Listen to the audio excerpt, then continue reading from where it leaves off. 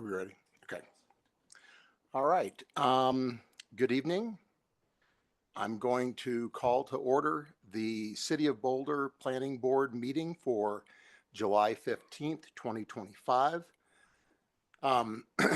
Tonight we'll begin with public participation for our for any item that is not a public hearing, which I want to clarify that we have one public hearing item tonight, item 4B. So you're welcome to speak to anything other than 4B.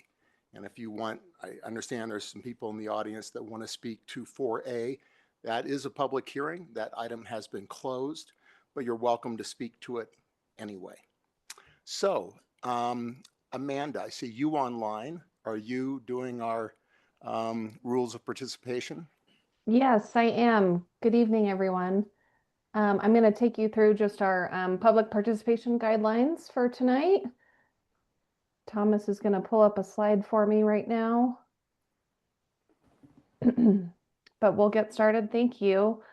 All right, so the city has engaged with community members to co-create a vision for productive, meaningful, and inclusive civic conversations. Hey, Thomas.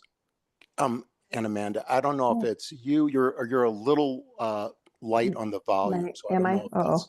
There we go. We've got some room on the volume over here. I just turned that up a little bit. Okay, great. Thank you. All right, thanks for joining us again, everyone, this evening. The city has engaged with community members to co-create a vision for productive, meaningful, and inclusive civic conversations. This vision supports physical and emotional safety for community members, staff, and board and commission members, as well as democracy for people of all ages, identities, lived experiences, and political perspectives. For more information about this vision and the community engagement processes, you can visit our website. The following are examples of rules of decorum found in the Boulder Revised Code and other guidelines that support this vision. These will be upheld during this meeting. All remarks and testimony shall be limited to matters related to city business.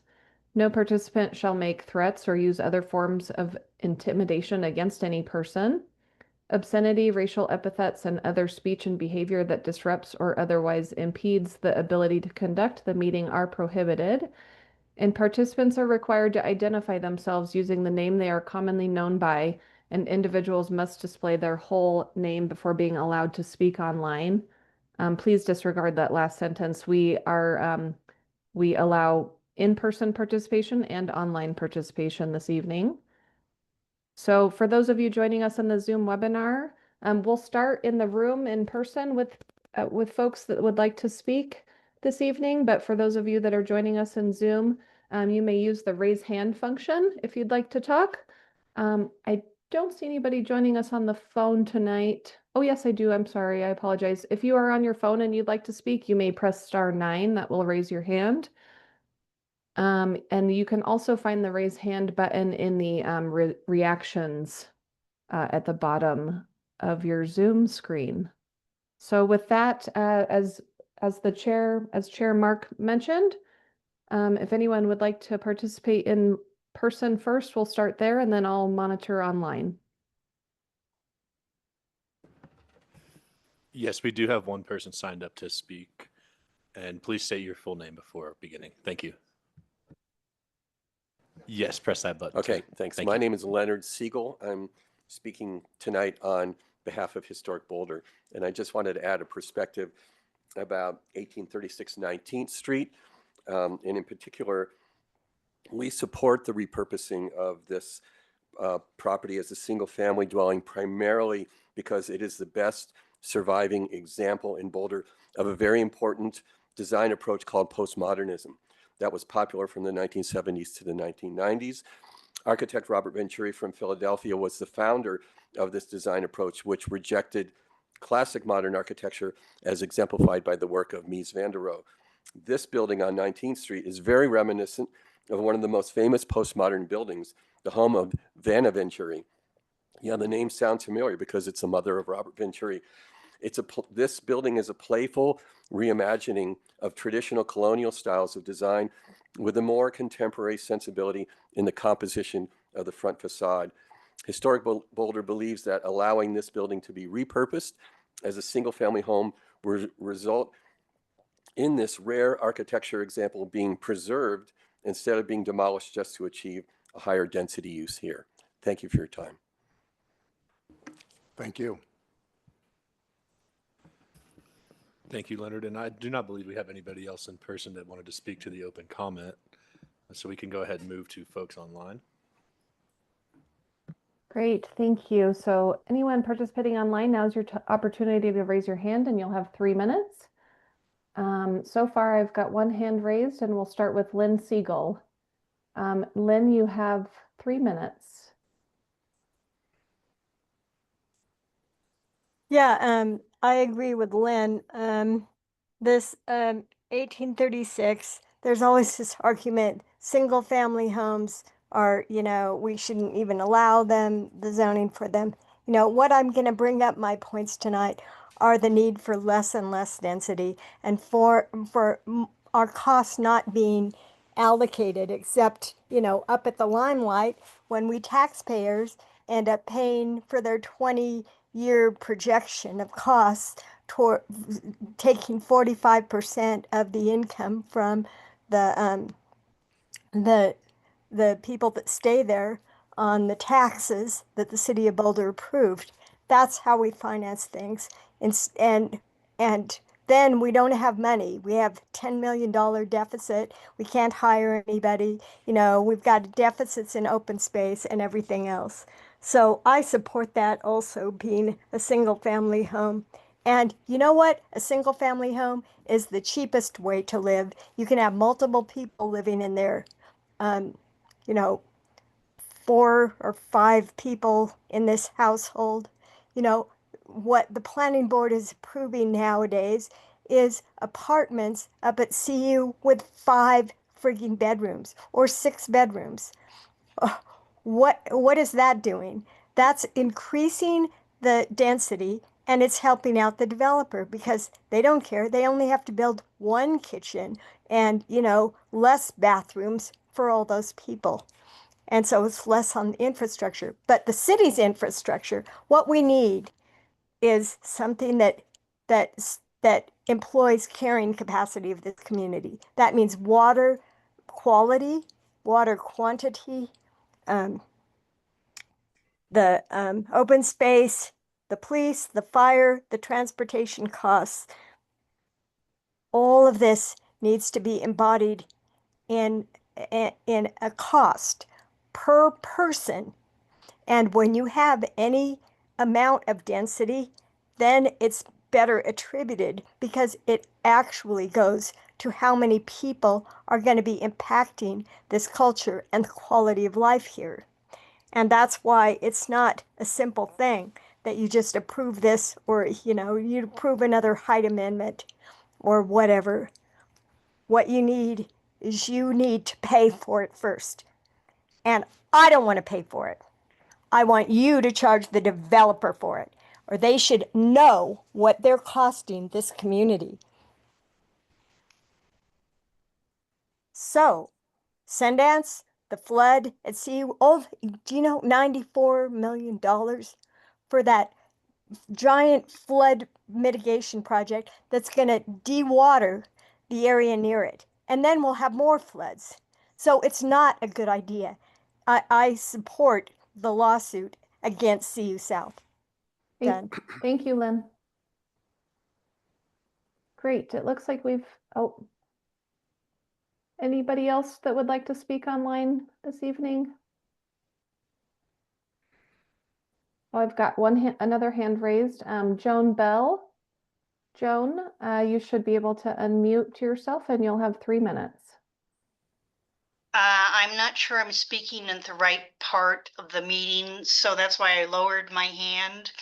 I'm Joan Cuda-Bell, and I live at 2131 Arapahoe, across from... Thank you, Joan. If you would like to speak to the Arapahoe item, there will be an opportunity for that later in the meeting. That's fine. That's fine. That's what I was wondering. Okay, great. Thank you so much. Mhm. Thanks, Joan. Okay, at this time, I don't see any other hands raised for open comment.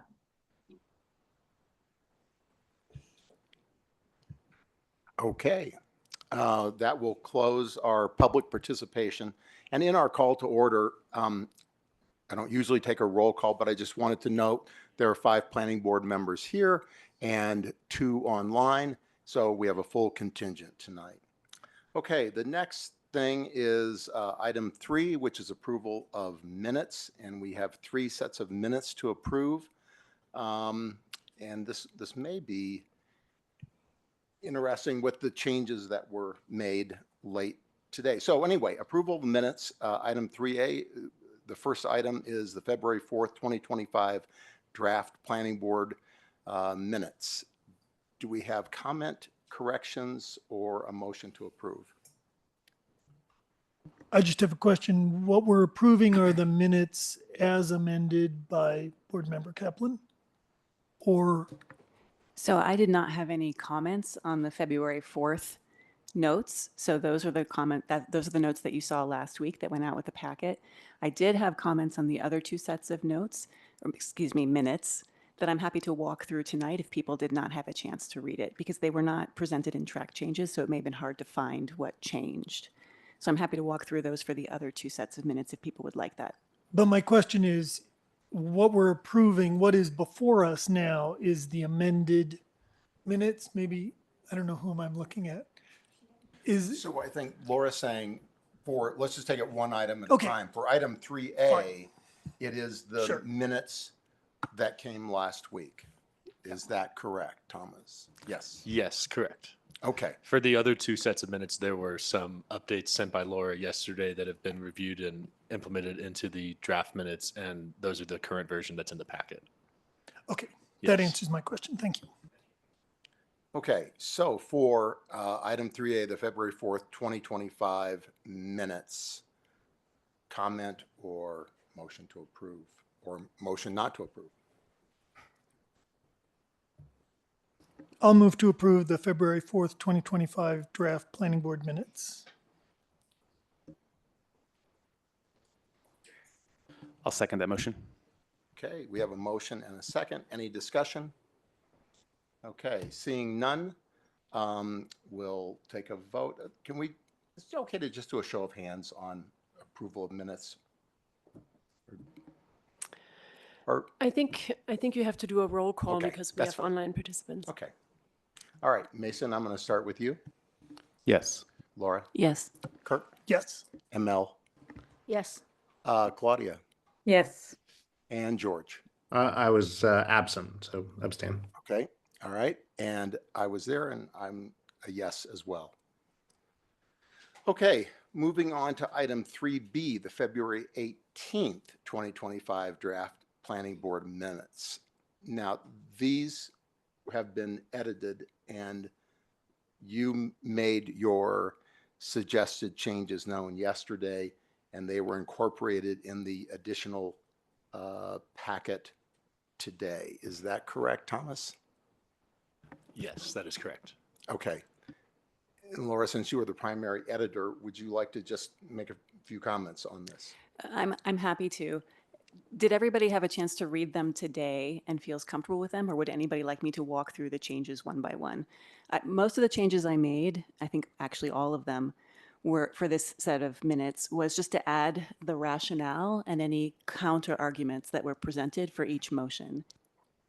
The reasoning here being to document why did the motion maker make the motion and what counter arguments were presented, and then there's the result of the votes.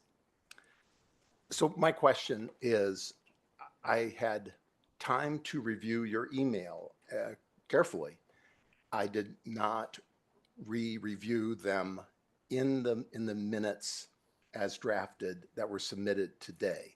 My question is, are you comfortable? I was comfortable with your suggested changes from the email. Are you comfortable with the way they were incorporated into the set of minutes? I am. I think the one clarification that staff made was that they specified who was the person speaking rather than saying, here's the majority logic and here's the counter arguments. They said this was an argument made by this person, and I'm comfortable with that. And I think I did review, and I think this set of minutes is complete with the changes that I made. Great, thank you. Any other comment? Kurt? I'll just say that I appreciate that change by staff because I was a little bit uncomfortable with any of one of us sort of summing up the argument. But if it's documenting a discussion that was happening and a point that a board member was making, then I think that that's completely appropriate. Okay. Seeing no further discussion, do I have a motion to approve those minutes? I'll move to approve the February 18th, 2025 minutes. Second. All right, motion is second. Any other discussion? Okay, I'm just keep it simple. I'm gonna go. Oh, you were absent, right? Okay, Laura, Yes. Kurt, Yes. ML, Yes. Claudia, Yes. George, Yes. and I'm a yes. Okay, all right. Moving on to item 3C. May I comment? Yes. I'm sorry, finish your sentence. Okay. Okay. Well, is your comment regarding 3B or is it about 3C? 3C. Okay. All right. Moving on. We are now ready to discuss approval of the March 18th, 2025 draft minutes. Laura, you have a comment. I do. So I realized that the previous set of changes I sent to the whole board, this set of changes I only sent to Thomas. So if people want me to walk through this set of changes one by one, you have not seen them unless you read through the minutes, excuse me, that Thomas sent out today. Can we do this in a couple minutes? Yes. Okay. I'm comfortable. Does anyone object to Laura walking us through these minutes so we can actually get them approved tonight, but do it in an informed manner? Any objection? Okay. I will say they're similar in nature as well to the other edits, with them being added rationale for some of the individual motions and in general counter arguments that were made for those that voted against them. And Thomas, did you review the changes I sent you against the video to make sure that they matched what people said in the meeting? Yes. And you felt comfortable as staff that they matched the arguments and counter arguments that were provided? Yeah, we reviewed those, and those arguments sounded, the way that you wrote it is mostly what I copied into and then just changed some of them to say that it was your position rather than the majority. And I appreciate that, and I will strive to do that in that manner in the future. I think that's a good pattern. I agree with Kurt. It's much clearer to say who said what. And I tried to do my best to summarize people's arguments faithfully, and I appreciate that staff reviewed that to make sure they were also comfortable that it matched the video. So with that said, do people want me to walk through one by one? Yes. Okay. Concisely. Okay, so there was one sentence where staff summarized something that I said, and I asked them to change the language. So then the previous language that they had said, L. Kaplan believes staff and some of her colleagues are permitting too much flexibility in the interpretation of codes and plans, believing that a board has a stricter duty to uphold criteria-based decisions. I reworded that slightly to say, L. Kaplan argued that the board has a duty to uphold the site review criteria, plans, and land use code as written, rather than to flexibly interpret the meanings of words in order to approve projects that board members find desirable, which I thought better matched the comments that I made. So that was my own comments that I rewrote. For the motion about the 50%, this is having that, this is the 30th Street project in the TVAP. For that motion about having the 50% business space, commercial space on the ground floor facing 30th Street, added the rationale that which I spoke to, that allowing the neighborhood to use the planned co-working space is more in line with the character described in the TVAP of the 30th Street as a main street business area with neighborhood serving uses. So added that to the record. For another motion about the functional courtyard at ground level, I spoke to it, so adding the rationale that I spoke to, that this would provide a functional courtyard at ground level as required by code for a height modification. Let me actually make sure I'm reading the exact language that was added to the notes. Sorry, I'm going to have to go back and forth a little bit here, because I think this might have been reworded slightly by staff.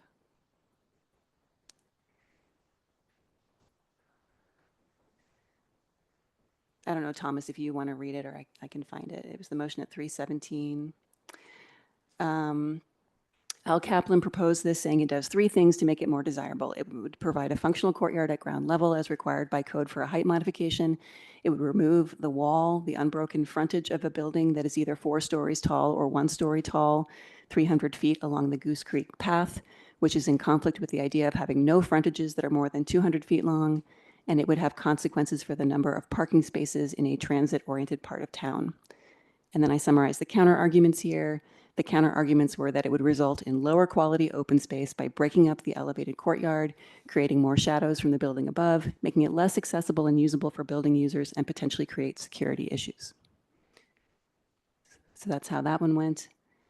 And then for the motion at 32750, this is the motion that I made, that the 30th Street frontage be no more than 3 stories for that depth of the commercial spaces on the ground floor. Board members in favor said it would break up the massing along 30th Street and better align with the TVAP 30th Street character district as required by the site review criteria. The other board members questioned the benefit of the change, pointed to the drawbacks of losing 6 housing units in exchange for potentially odd architecture, and argued that a 4-story building without tiering is appropriate to create a strong and consistent urban pedestrian environment for this street. Hopefully I did justice to other folks' arguments there. And then, and actually this last one, I don't think it made it into the minutes. And I don't know if that was just maybe an oversight, but I suggested, and I will still suggest, that we summarize the rationale for Kurt's amendment at 344. This is the motion that Kurt made to change the affected 30th Street frontage to read the 30th Street frontage south of the stairwell.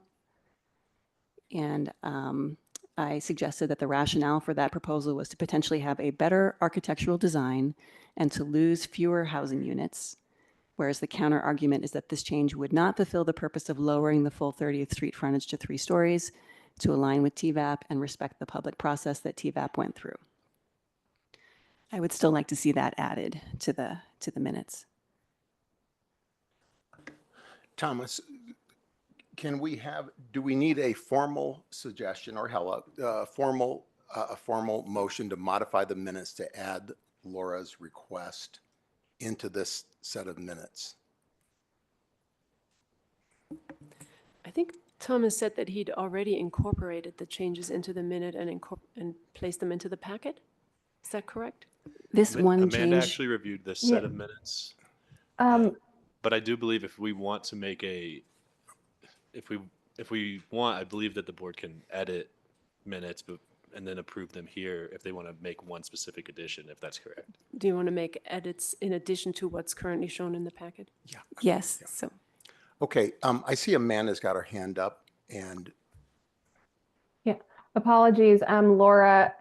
I think when I was finishing this last one, I should have probably reached back out to you and or Kurt just because I had read it as, that it was Kurt's amendment. So if you guys all agree and would like to add that last sentence and piece, we're happy to do that as amended. So you can still vote on that this evening. But that was the reason I didn't include it, was just because I kind of interpreted it as Kurt's amendment and wanted him to have the opportunity to be okay with that language, if that makes I sense. appreciate that. Yeah. So that language actually sounds okay to me, as I heard it now. So I would be okay. I mean, it's the board's decision. It's not my decision. right. So But- I'm gonna suggest a motion to approve the minutes as amended in the room tonight with the language Laura is suggesting.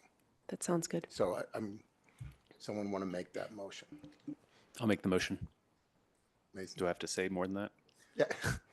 Yeah, you want to approve I would like the to minutes move as the- amended. Yes, you Yes, do. I would like to move the minutes as amended to include the language that Lord submitted based on Kurt's motion.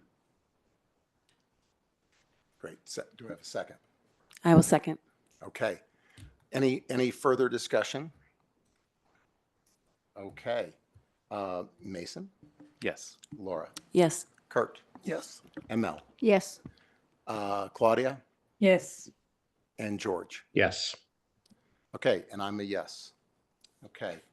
Before we conclude that, I just want to express some gratitude to Laura for doing careful editing and thoughtful editing.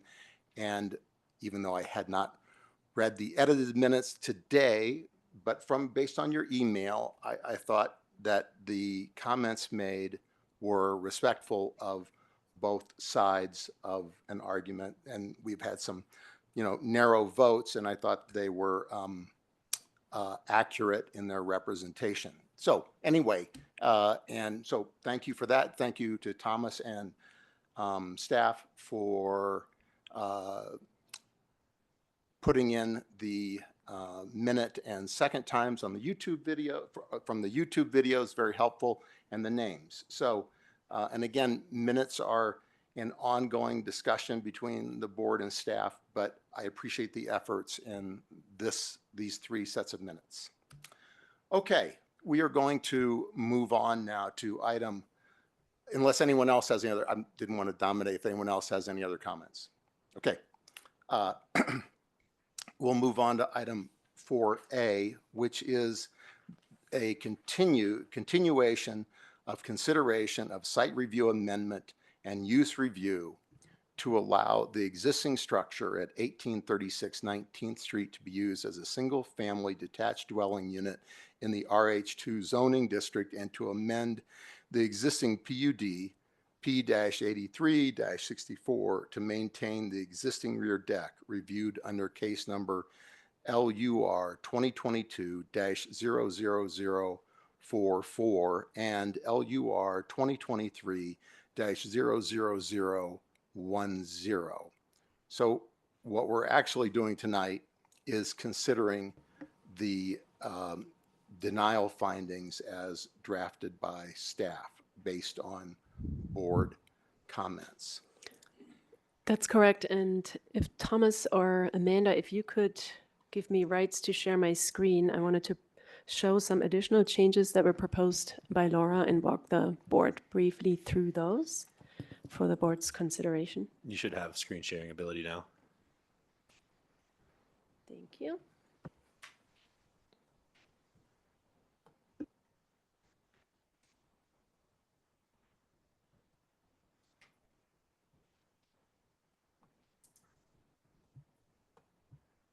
All right, so the screen's showing the denial findings, and any changes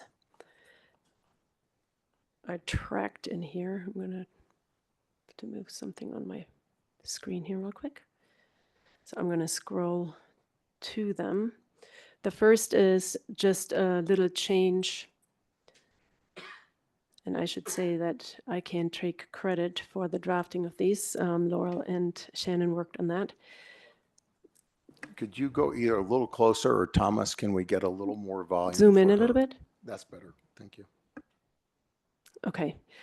So the first is a little strikeout, but really the language was just moved further down below because there was a proposal to include a brief statement that explains that why the site review was approved while the use review was denied. So as part of that, that language had been moved down. Here, there's a little bit of background provided just for that same purpose, and language is added that states in 1983, the city approved case P-8364, a PUD which can be amended through the site review process for the property. The PUD included modifications to setbacks to allow for a one-story structure. The site design included a parking forward design with 3 parking spaces and a rear yard along the ditch that flows through the southeast corner of the site. The site review amendment is required because the existing site was originally approved as part of a PUD. There's an existing rear deck which was not shown on the originally approved plans, which the property owner wishes to maintain. Keeping this deck requires approval of a setback modification. So that just adds some factual background from the staff memo. And here's the actual language to address that the site review was approved while the Use review was denied. The site review amendment was approved as a majority of the planning board found. The site review amendment related to the rear deck met the site review criteria. The use review was denied by a majority of the board. Therefore, the denial findings will focus on the denial of the use review. I'm going to scroll down further. We struck however, which was a clerical mistake. Didn't belong there. And then in the actual findings, sorry, I have this extra window on my screen that keeps blocking the language for me. We added some language as suggested by Laura to address findings specifically based on number and percentages of detached dwelling units and structures compared to multifamily. So it was added specifically along this segment of 19th Street, not including the subject property. There is one detached dwelling unit. The remaining 56 residential units are located within multifamily buildings, accounting for approximately 98% of all units. In terms of structures, the single detached structure represents approximately 17% of the buildings along this portion of 19th Street, while the 5 multifamily structures make up the remaining 83%. Across the broader RH2 zoning district, detached single-family homes constitute approximately 47% of all residential structures, with the remainder being multifamily. When measured by dwelling units, 35 detached units account for approximately 7.6% of the total 461 residential unit, compared to 92% located within multifamily structures. This was then also included in the conclusion.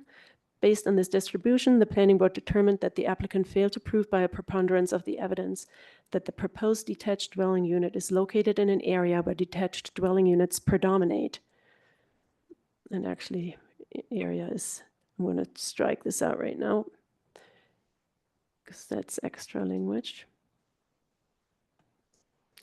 Considering both number of units and number of structures. This analysis applies both along the segment of 19th Street where the property is located and the entirety of the RH2 district. I think those were all the proposed amendments to the original draft provided by staff. Great, thank you, Hella. Okay, we're ready to discuss this, and we're going to just have a little freewheeling discussion before motion making. I think there might be questions, comments, etc. Kurt, you've got your finger on the button there. You're ready to go. I do. Thanks to Laura, I actually flagged both these exact same issues in the draft findings.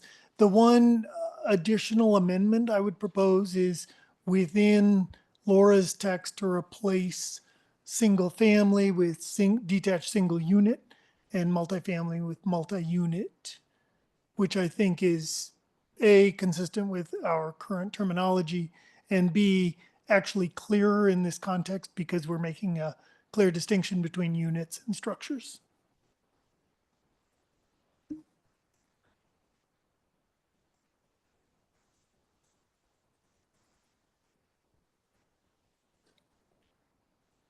Does anyone, so we're kind of editing on the fly, is that correct, Hella?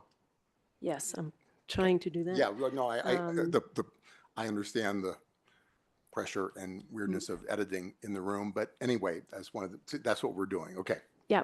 So this is the first one, I think, multi-unit dwelling, was it, Kurt? Yeah, multi-unit. Oh, was it building here or?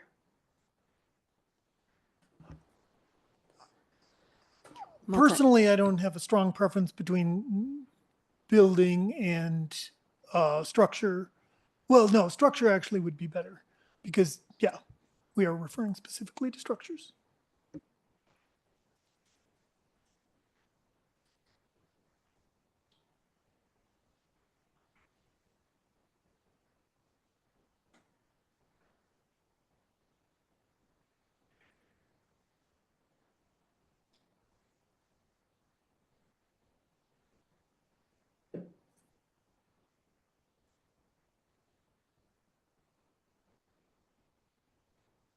So it keeps jumping on me.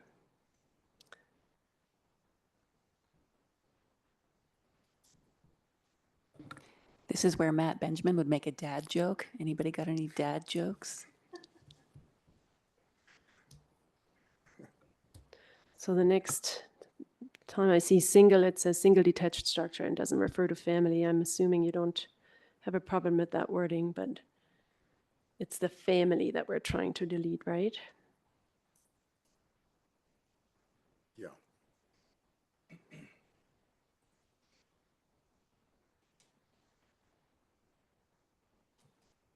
And I would change that to detached single unit structures.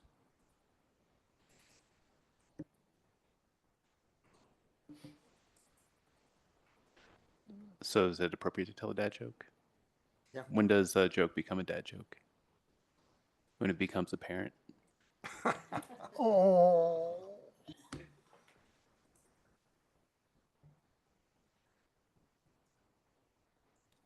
I changed it to building, Kurt, instead of structure because we had, well, I guess we have both.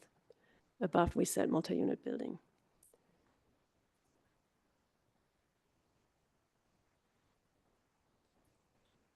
I guess we have both.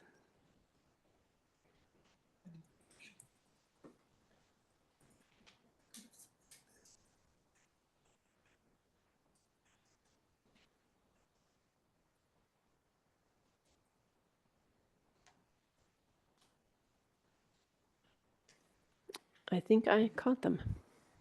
That looks to me like you got it. That's great. Thank you. I appreciate it. Okay.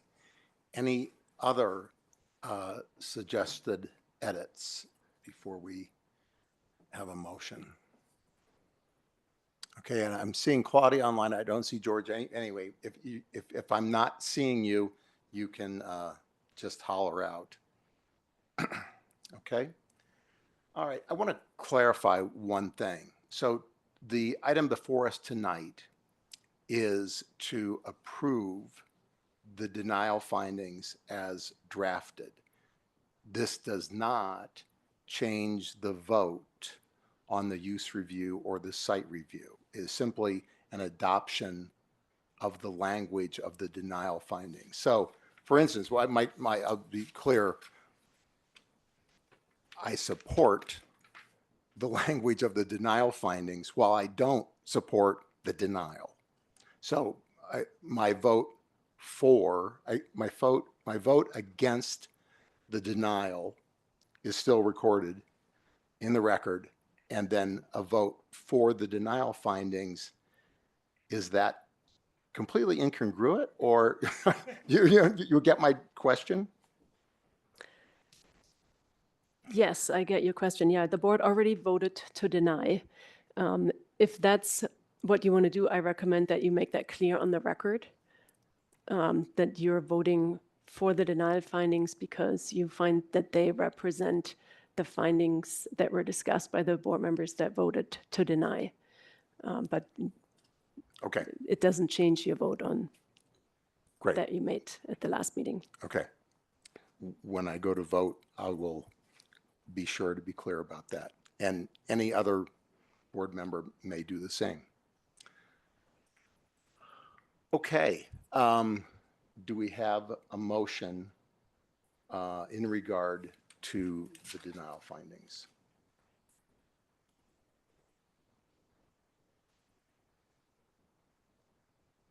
So I will move to approve the denial findings for the site and use review. I move to adopt the denial findings of fact for use review application LUR 2023-00010, prepared for the planning board's July 15th, 2025 consideration, finding that the applicant has failed to demonstrate that the application meets the review criteria. And if I may suggest to add with the amendments presented tonight. With the amendments presented tonight. Thanks. Okay, we have a motion. I'll second.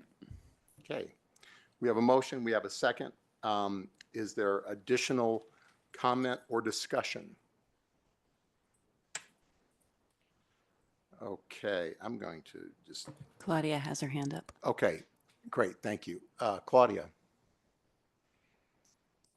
Thanks, Mark, and thanks, everyone. So I'll start off by saying, in my opinion, the staff's denial findings as written do accurately summarize the discussion of the board majority. And I will be supporting their adoption for that reason. I do want to add a however to that, and that is to say I continue to find it troubling that we are applying the code here in a way that renders a physically sound and otherwise code compliant existing structure to be legally unusable without significant modifications. I think that the use review criteria that the majority is citing for this denial was originally adopted because it was identified as an appropriate way to discourage the construction of new detached dwelling units in these high-density residential zones. We are talking, however, about an existing structure with a lot of useful life left in it. And furthermore, that the code does not identify a mechanism or measurement for determining the predominant residential typology of a neighborhood. So I think that means we can use the measurements that the majority is using here in this argument, but we are not bound to. So I will be voting to approve these denial findings because, as I said, I think they accurately reflect the discussion of the majority. But I do want to note that I still disagree with that original vote. Thank you. While I have my mic on and Claudia has just made those comments, I want to say that I completely concur with her and mirror her sentiment. In addition, I will point out that this presents the applicant with an opportunity without adding any additional density, without adding any additional housing, to break the unit up, add a very small kitchen, and suddenly come into compliance without any benefit to the city, the residents, etc. So this is an example of a time where I think the code has failed us. And I too will be voting for the denial findings as an accurate representation of the majority's wishes, but again, emphasize my vote against the denial or for the use review. So having said that, any other discussion? ML. Thank you. I would just like to remind us that I think we understood at the original meeting that by right, the applicant can turn this into a duplex. And in fact, they had already turned that existing building into a duplex without deconstructing it, demolishing it. The issue that came up was they couldn't provide enough parking. And we know that the parking citywide is being reevaluated. So the idea that we are pushing this site to deconstruct the building is not correct, and that the current property does not have a use by right option. It does have a use by right option, and that was clarified at the last meeting. I just want to remind us of that. Great, thank you. Any other comment? Kurt. I'll just add that, first of all, I feel that the denial findings do accurately capture the sentiment of the board, so I appreciate that. And I also feel that based on the existing code, that the denial of the use review was appropriate. But I also feel that that's an unfortunate outcome. I feel that the culprit here is our code. I would be very, very disappointed if this building were to be demolished. I think we heard testimony tonight from Historic Boulder about the value of this existing building. Certainly, it's a solid building. It's got interesting design, and I think it would be a terrible outcome if it were to be demolished. But that is, in my reading of the code, that is where the code takes us currently.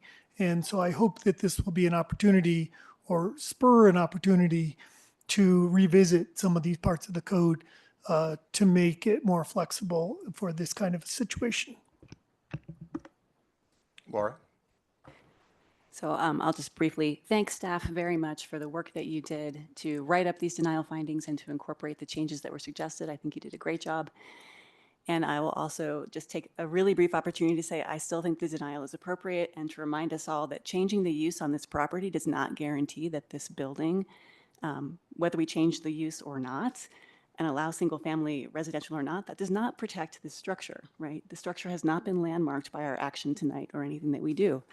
So if we say single-family residential is appropriate, then this could come in for another site review and use review to demolish the building and have a large single-family home, right? So we're not protecting the structure necessarily with our actions, or not. Thank you so much. Great, thank you. Okay, I see no other hands. So I would, we haven't had a motion. No. Okay. Yeah. Yeah, okay. You moved and you seconded. Okay. All right. Then we're going to go to a vote. Mason, Yes. Laura, Yes. Kurt, Yes. ML, Yes. Claudia, Yes. George, Yes. and I'm a yes. Okay. We have concluded. We have concluded agenda item 4A. Moving on to agenda item 4B. This is concept plan review for the proposed redevelopment of the Naropa campus at 2130 Arapahoe Avenue, with 2 new buildings containing approximately 133 residential units in a variety of 1 to 5 bedroom layouts. The proposal would require a Boulder Valley Comprehensive Plan land use map amendment, as well as a rezoning from public P to residential high 5 RH5. The proposal would also require a height modification to allow for the building to exceed the 3-story, 35-foot height limit. The proposed design would maintain the existing historic Lincoln Hall building, reviewed under case number LUR 2025-00033. So the way this is going to go, we're going to, as usual, staff will make a presentation. The board will ask any clarifying questions. The applicant will make a presentation and have up to 15 minutes, followed by clarifying questions from the board. Then we'll go to a public hearing at which any members of the public, either in the room or online, may speak to the item. And then we'll close the public hearing and move on to board deliberation and comment. So, Chandler, you're presenting. All right, thank you, Mark. Good evening, planning board members. As Mark just said, I'll be presenting on behalf of staff the 2130 Arapahoe Avenue concept plan review. Just a reminder, you guys are all familiar with this, but the purpose of concept plan review is just to review the general development plan, including land uses, circulation patterns, alternative transportation methods, architectural characteristics, etc. It's intended to give the applicant comments from the public, city staff, and planning board early in the process before they submit a formal development review application.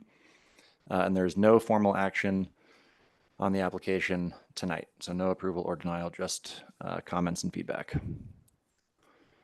In terms of public notification, written notice was sent to property owners within 600 feet of the subject property. Notice was also posted on the property. Staff has received comments from neighboring community members expressing concern with the proposed project. These concerns include traffic, parking impacts, noise, concerns regarding building scale, and potential impacts to surrounding infrastructure. In terms of the location of the site, and I apologize, I was not able to get my notes up, so I'm going to just be winging it based on looking at the pictures just like you guys.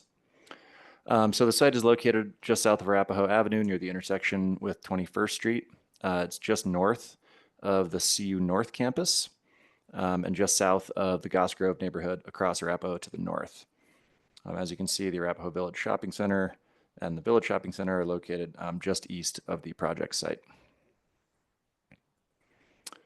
As mentioned in the memo, the applicant is requesting a land use map change and a rezoning as part of this. So the current Boulder Valley Comp Plan land use is public or semi-public. And public land use designations encompass a wide range of public and private nonprofit uses that provide a community service, and they're dispersed throughout the city. They typically include municipal and public utility services, also includes educational facilities, government offices, libraries, and the jail, etc. What they're proposing is HR. HR is the high density residential land use. These are generally located close to the University of Colorado in areas planned for transit-oriented redevelopment and near major corridors and services. Uses consist primarily of attached residential units and apartments, with some complementary uses allowed through zoning.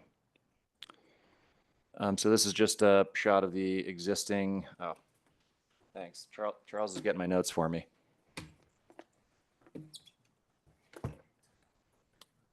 All right. So it's worth noting that until 2016, the site had a split land use designation in the BVCP of high density residential and public semi-public with a zoning designation of RH1 or residential high 1. During the 2015 BVCP update process, Naropa University initiated and received council approval of a land use map change and rezoning to convert the entire site to public semi-public land use designation with a public zoning district in order to facilitate build out of the campus under Naropa's University Master Plan.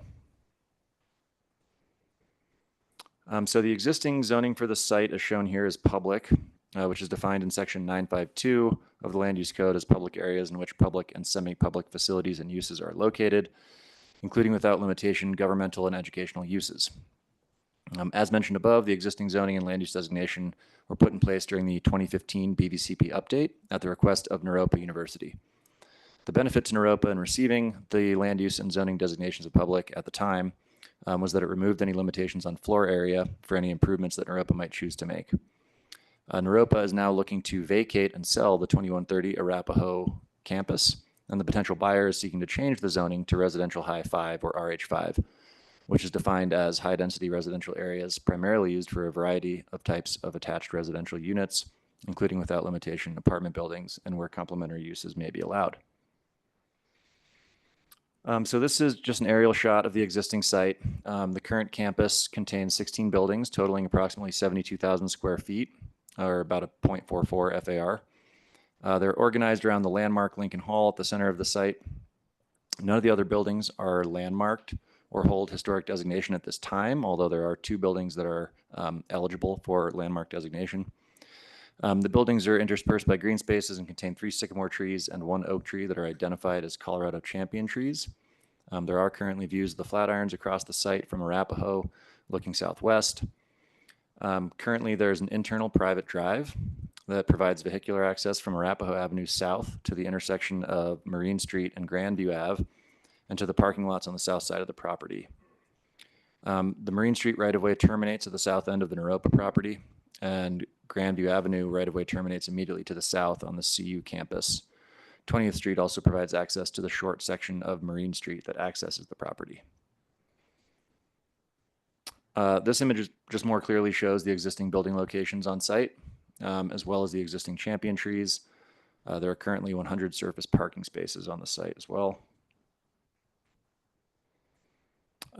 This is just another aerial of the site showing the building scale. You can't really tell from this, but the landmarked Lincoln Hall building is 55 feet in height when you take the tower into consideration. So as shown in this aerial image, the project site, again, is adjacent to the CU North property on the south and east, and a mix of retail, lodging, and restaurant uses to the west. To the north, across Arapahoe Avenue, are a mix of single and multifamily residential buildings, which range from 1 to 3 stories in height. Arapahoe Avenue is served by the Jump bus route, with an existing eastbound bus stop located on the northeastern edge of the property and a westbound bus stop just across the street. Folsom Street is served by the Hop bus route, with north and southbound bus stops located just south of the intersection with Arapahoe Avenue. There's an existing multi-use path shown here in blue which runs along the eastern property boundary and connects south to the Boulder Creek Path through the CU campus and then east to Folsom Street as well through the CU campus. This is an aerial view of the site from the east, which shows the broader context of the area, including the existing adjacent CU student housing, the Boulder Creek Path, and the boundary of the Boulder Valley Regional Center, which is roughly 1 block east of the site. So as noted previously, the site sits immediately north of University of Colorado campus. It's adjacent to the North Boulder Creek campus, identified in the 2021 University of Colorado campus master plan. This image was taken from the master plan with the proposed project added in. The NBC, or North Boulder campus area, is in the process of redevelopment, with approximately 1 million square feet of new student housing and amenities planned in a series of buildings that range from 5 to 7 stories tall, and some construction has commenced out there. So in terms of the proposed project, it would entail demolition of all the existing buildings on the Naropa campus site, with the exception of the landmarked Lincoln Hall building. And the Arapahoe House building would be relocated. The site would then be redeveloped with 2 new residential buildings containing both apartment units and townhome units. In total, there would be 133 new units and 576 bedrooms, so a mix, everything from 1 to 5 bedroom units. A host of on-site amenities are proposed. A total campus FAR of 1.37 is shown on the plans, and they're also showing 91 parking spaces, which is 57 code compliant spaces and then 34 tandem spaces, or spaces behind spaces. So in terms of site design, as you can see here, the new buildings are arranged in a U-shaped configuration around the Lincoln Hall building. So intended to keep the Lincoln Hall building as the focal point of the site. They're showing a new private drive / walkway just east of the original location, or the existing location of the private drive and walkway. They're also showing a drop-off lane off of Arapahoe Avenue. Primary access would be maintained from 20th and Marine Street. The new multi-use path is shown south of the building, which they're saying they're in discussions with CU about connecting to the multi-use path on the CU property. And then extensive landscaped courtyard with amenities and the preserved champion trees. In terms of the building design, the new buildings are 4 stories and close to 55 feet near the southern property boundary on CU. And then transition down to 3 stories and about 40 feet along Arapahoe Avenue. The primary materials are a mix of brick, cementitious siding, and metal panel. There's a mix of flat and gabled roof forms. Again, Lincoln Hall would remain and is intended to really remain the focal point of the site. The project includes vertical window bays. Amenities are located on the 1st and 4th floor of the main building, which is shown in the image on top here. So I think it's a gym and a study room on the 1st floor there, and then rooftop deck on the 4th floor. So creating some activity at the street level and kind of eyes on the street. Again, there's an at-grade parking garage shown, which would be accessed from Marine Street. There would be units above. In terms of access, circulation, and parking, again, the project maintains the current vehicular circulation pattern via 20th and Marine Streets for primary parking access, while relocating the existing private drive aligned with Grandview Avenue westward to align with 21st Street. Sorry if I said east before, I'm not sure what I said. The relocated drive is intended to serve as the main vehicular access point to the development's primary entry and is designed as a shared pedestrian prioritized space. A separate drop-off loop is proposed directly off Arapahoe Avenue, centered on Lincoln Hall. This feature is intended to accommodate rideshare services, deliveries, and emergency access. Again, parking will be located in an at-grade parking garage located beneath the main building and shown here. As mentioned above, or as mentioned in the memo, the concept review application was submitted in May of 2025, at which time the city's minimum parking requirements were still in effect. Accordingly, the applicant indicated that an 85% parking reduction would be required to allow for 57 spaces where 378 spaces would otherwise be required. Given that the city is in the process of removing minimum parking requirements and the recent passing of the state bill, a parking reduction request would no longer be necessary at time of site review. However, the project would still need to demonstrate compliance with the access, transportation, and mobility section of the site review criteria, which require site design techniques, land use patterns, and infrastructure to support and promote alternatives to the automobile, as well as a TDM plan that will result in a significant shift away from single occupant vehicle use to alternate modes. And what was not included in that rant there was that they're also providing 356 bike parking spaces, 280 long-term and 76 short-term, which is in excess of the code requirement of 266 spaces. So that was my summary of the project. I have the key issues teed up. We will get back to these after the applicant's presentation, but there are 3 key issues brought forward by staff. The first is considering BVCP goals and policies. Would planning board support a land use map change and rezoning of the site in order to allow for the proposed residential density and intensity? We will come back to this, I'm sure, but I have here the criteria for land use map changes found in Appendix B, Section A of the Boulder Valley Comp Plan for reference. These are additional findings that staff has made that we believe are in support of the land use map change. So the public use will no longer be in operation. Naropa will be selling the property. The site is located close to CU and near major corridors and services, which is consistent with the HR land use designation definition. And the site was previously designated HR and is adjacent to HR designations to the north and west. So the requested land use map change would effectively be returning the site to its original land use designation and would remain consistent with the surrounding area. These maps, again, for reference, just showing the existing public, which matches with the rest of the CU property to the south and east, and then the proposed HR, which matches with the existing land use designation to the north and west. Sorry, I'm having trouble with my cardinal directions today. As noted above, in terms of the rezoning, staff made a comment about the applicant's response to the rezoning criteria and found that it is likely not supportable at this time, but that it may be supportable by amending the analysis to respond to a different criterion. It really all comes down to the land use map change. If the land use map change is approved and this is changed to an HR land use designation, then the rezoning would likely be supportable through the first criterion in the rezoning criteria, which is that the proposed rezoning is necessary to come into compliance with the Boulder Valley Comprehensive Plan map. In addition, another factor that we're taking into consideration is that the ongoing implementation of the CU North Campus Master Plan will likely have a major effect on the surrounding area of the site, and that as this builds out, it may be possible to argue that the land or its surrounding environs is changing to such a degree that it is in the public interest to encourage a redevelopment of the area to recognize the changed character of the area. But again, it will ultimately be up to the applicant to make these arguments at the time of a rezoning application. So key issue number 2 is the proposed concept plan consistent with the BVCP land use map and on balance with the goals and policies of the BVCP, particularly those that address the built environment.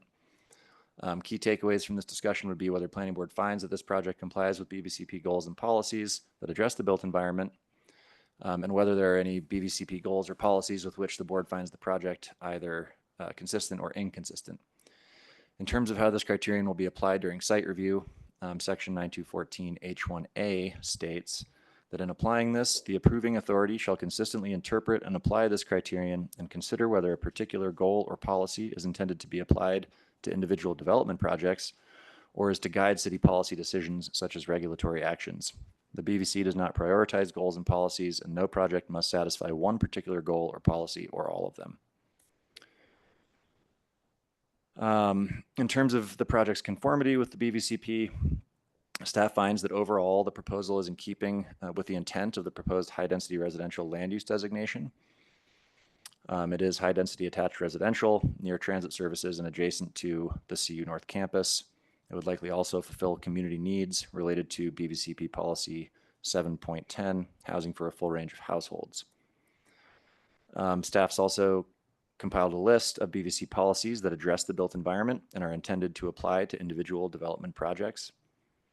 These include Policy 210, Preservation and Support for Residential Neighborhoods, 225, Improve Mobility Grid and Connections, 236, Physical Design for People, 237, Environmentally Sensitive Urban Design, and 241, Enhanced Design for All Projects, along with all of the sub-elements of that policy. Key issue number 3 will just be the discussion where Planning Board can provide feedback on conceptual site plan and building design. We've identified several issues with the current design, which will need to be addressed prior to site review submittal. While the project achieves a high level of design quality, staff did have some concerns regarding the placement and treatment of building entrances, the scale and massing of certain portions of the building, proposed site access and circulation, as well as TDM measures to reduce the need for parking. These are just some considerations that I can bring up to assist with the discussion. And then these are the specific criteria pertaining to height modification requests, which I've summarized, but which will also be available once we get into that discussion, because they will be requesting a height modification. So we will be asking for your feedback in that regard as well. This is just a picture of the site showing the existing views of the Flatirons as seen from Arapahoe Avenue. And then key issue number 4 can be any other issues identified by the Planning Board. Thank you. Thank you, Chandler. That was great. Okay, now is the time for clarifying questions from the board directed to staff. Anyway, I'm assuming there's a lot, but is anyone ready to go? Mason? And then we'll go to Claudia. So again, thank you for your presentation. What timeline and procedural alignment would you recommend for a BVCP land use map change and RH5 rezoning? Said another way, like what does that timing just look like in terms of a roadmap? So they could either request to do it through the comp plan update, which is kind of just now getting underway, or they can request a land use map change outside of that process, essentially as part of a rezoning application, which could happen concurrent with site review. So in terms of the fastest timeline, it would be outside of the comp plan update process, and it would be submitting site review, rezoning, land use map amendment request all at once. And in that case, 9 to 12 months. Great, thank you. I think I saw that there needed to be vacation of portions of Marine Street, correct? Yes. So this question is coming purely from my ignorance, but I've only been in one conversation around street vacation, and my understanding is it has pretty high bar. I'm wondering if you, or maybe this is also a question to the board, what would constitute an acceptable public benefit for that vacation, given utility constraints?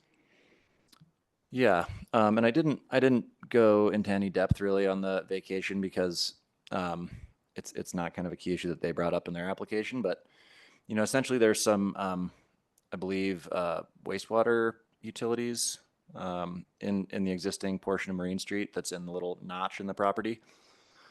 If they got rid of those, I don't know that the city would find it to be a huge benefit to keep that portion of right of way because it just dead ends in their property. So I think if those utilities were removed, it would likely be a supportable vacation request. Cool.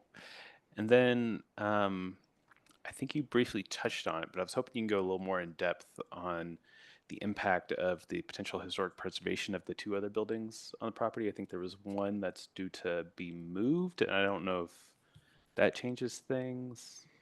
Yeah, there was a comment historic preservation staff made in the staff review comments that basically acknowledges that the Arapahoe House and I think that there's a much smaller building called the Tea House that are both Chestnut House, yeah, that are both eligible for historic designation.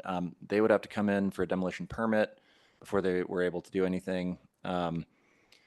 At that time, I think historic preservation would probably do a deeper dive and determine whether it was okay to relocate the building or not. I know they've expressed a desire for them not to relocate the building, but I don't know that that means that it's not possible. So yeah, those decisions would be made kind of later in the process. Does a relocation have the same sort of requirements as a demolition permit? That I'm not sure of right now. I can look that up and get back to you. I believe that it does. A relocation is considered a demolition. Okay. And that's all my questions at this time. Great, thanks, Mason. Claudia?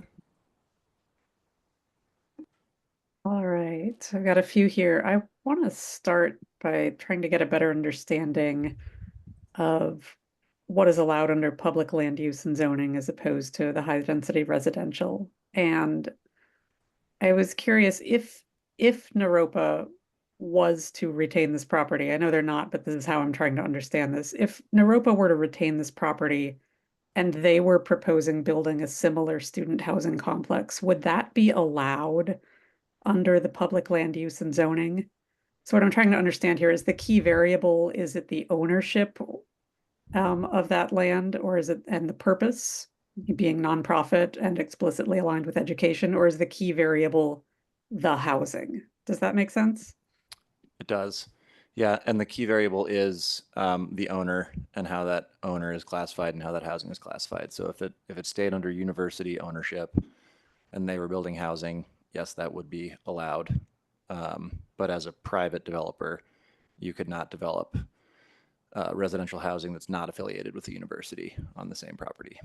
Okay, so is it correct to summarize that as saying the land use map can actually constrain the ownership of particular parcels?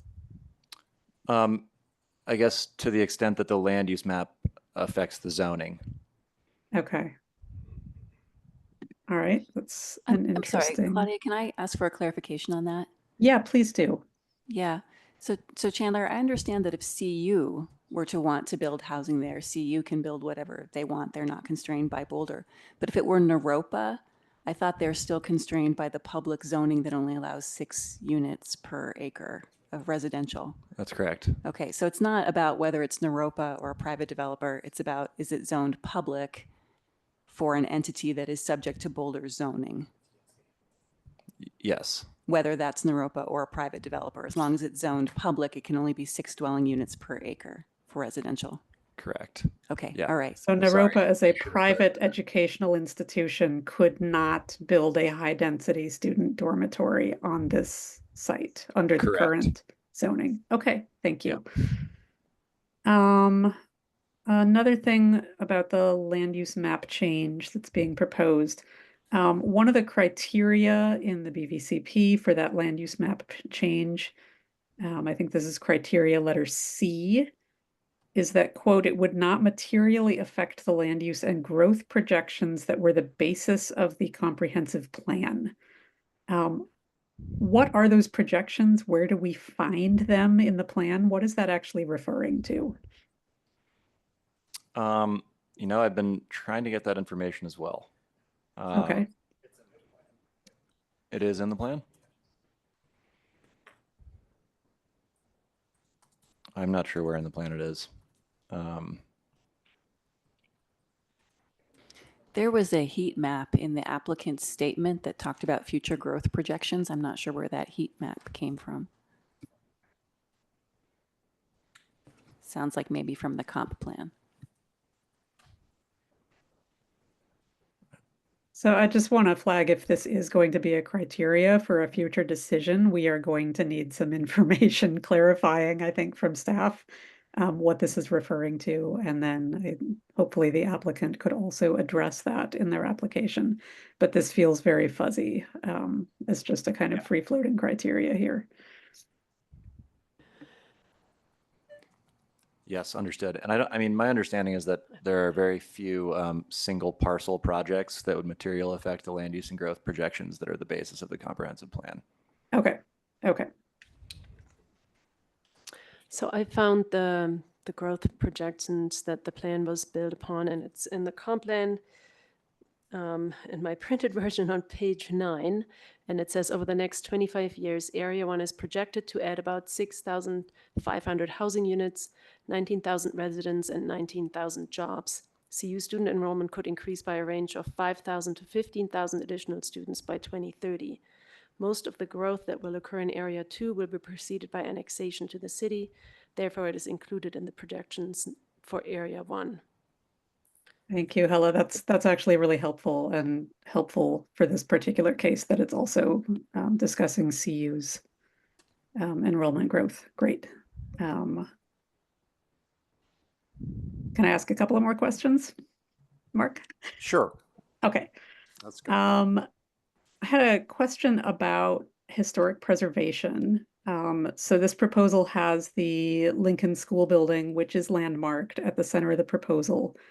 And beyond preserving the actual structure that is there now as a landmark, are there any criteria that we will have in a site review that relate to that landmarked building? For example, would there be any criteria related to the site plan or building design that would somehow touch on the Lincoln School?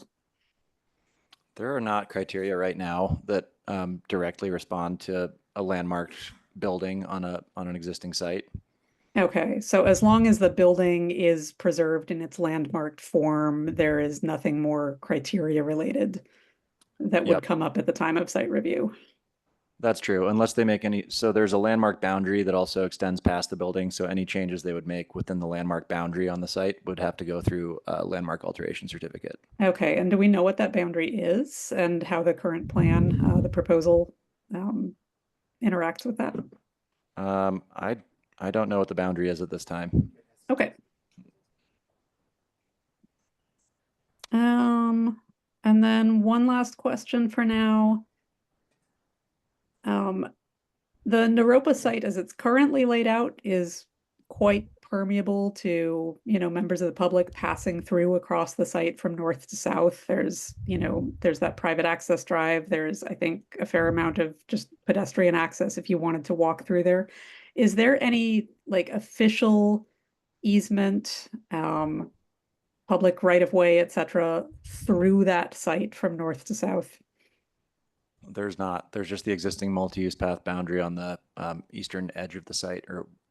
Yes. Okay, so what we're used to in the current conditions is kind of informal access through that site.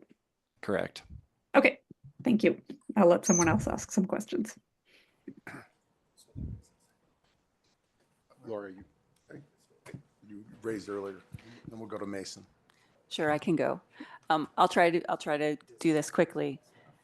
So who's the owner of the property now? Is it still Naropa? To my knowledge, yes. Okay. In your presentation, you talked about primary access. Is the primary vehicular access 20th Street to Marine, or would it be the private drive that is proposed? They're saying the primary access would still be 20th to Marine, but would like to have the private drive also serve as vehicular and pedestrian access. Okay, and I saw some staff comments about wanting to preserve that private drive mostly for emergency vehicle access. Is that staff's position, or Yes. is staff open to having it be more of a vehicular or private vehicle access? It would have, so they're technically allowed to only have one access point onto the property from the lowest category street. So in this case, since Marine Street is the lowest category street, we would require that they take access off Marine Street. They can ask for an exception to that. They have to provide a traffic study and a bunch of information showing that an additional access point is needed and that it can be safe. So transportation engineering staff at this time does not feel that additional vehicular access off of Arapahoe is safe or warranted. But And so does that include that drop-off circle in the front of Lincoln, the Lincoln does. building? Okay. And grant, that's not set in stone. It's not a guaranteed no, but our starting position is no, unless you show us why it has to be yes. Okay, thank you. So I get returning the property back to residential high density for the land use. For the zoning, how was RH5 determined to be the appropriate zoning? I can let the applicant respond to that when they do their presentation, but essentially it comes down to FAR. I don't think that they felt that the project would be viable under the 0.67 FAR, which is allowed by RH1 and RH2. Okay, thank you. I saw in the packet maybe a little bit of disagreement between the applicant and staff on what are the public rights of ways and or public realm for the purpose of the site review criteria. What does staff consider to be the public right of way or the public realm facing elements? The multi-use path, the private drive, and certainly Arapahoe. But what does staff consider to be the public realm or public right of way? Public right of way, I think, is just right of way. Public realm, I think in this case, includes the multi-use path on the side of the site. That's the way that we kind of discussed it internally and the way I wrote my comments on that. So public right of way is just Arapahoe And the portion of Marine Street. and Marine Street. What Yeah. about that private drive? I don't think, I mean, that's up for discussion, right? The public realm kind of changes depending on the context of the project. So I think we can argue that the public realm would be the private drive. In this case, I felt like the multi-use path was more likely, more likely to see large amounts of foot traffic. So that was more of a public realm than the private drive, but.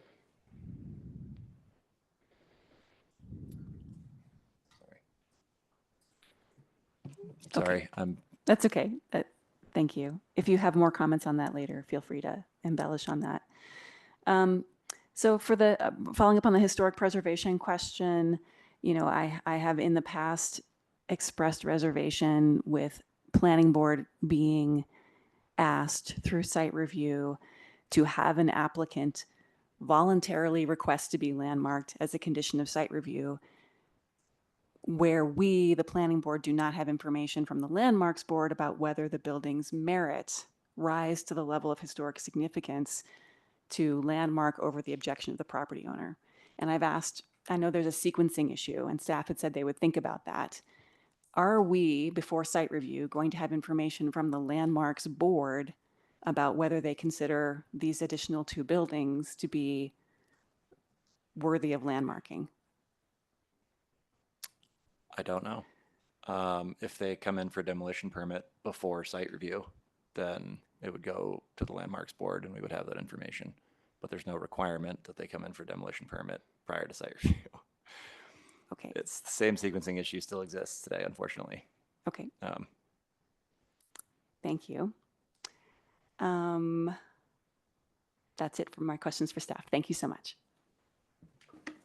Okay, we'll go to Mason.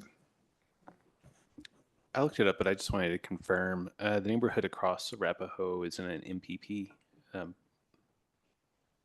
Correct? Sorry, are you asking? Yes, just confirm. That I'm not sure of. We can look that up. Yeah. Okay. Isn't Goss Grove the one that's meant to be the pilot project for a new neighborhood parking program? I was actually going to just confirm the same thing, but my understanding is Goss Grove is currently an NPP and it is the pilot for the potential new NPP. So all of 2026, Goss Grove will likely be a pilot under some new NPP proposed regulations that include RTD, eco passes, et cetera. That's correct.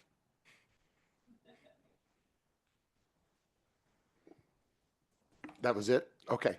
All right. ML. Thank you for your presentation, Chandler. I have a couple of questions just based on BVCP policies. So regarding these champion trees, do we see any issue with the way the buildings are proposed or with the way the parking? I don't know. I looked at those sections. Is the parking below grade or right at grade? Is there any process that the root system and the long-term sustainability and viability of those trees is been researched and thought through? Do we see that or? Not during concept review, but that is something that we would definitely look at site review. At site review? Yeah. Okay. And what, is this just weighing in from that department? Or are there specific things that are going to be required? How does that look? Well, they'll be required to provide a detailed landscape and planting plan, and then our landscape architect will be looking at areas of disturbance as part of the review of the landscape plan. Okay.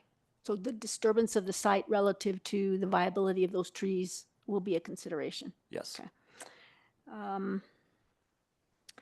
So speaking about the Goss Grove neighborhood, I'm curious, in a number of the different BVCP, for example, 2010, Preservation and Support of Residential Neighborhoods, et cetera, they talk about compatible character. Is the Goss Grove neighborhood, has that been involved in the conversations? I see that CU and what CU is trying to do with their master plan and all has informed the project. Mm-hmm. What about the actual residential neighborhood in the city, the Goss Grove neighborhood? Has that informed the project in the conversations that you've been involved in?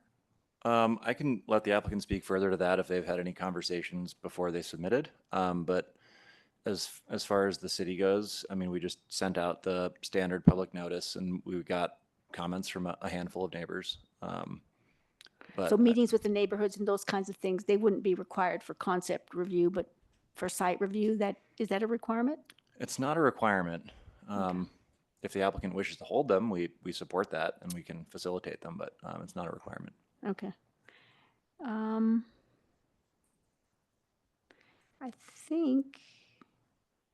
think those are all my questions. Thank you. Thanks, ML. Kurt, you ready? Thank you, Chandler, and thanks to my colleagues who have already asked a bunch of my questions.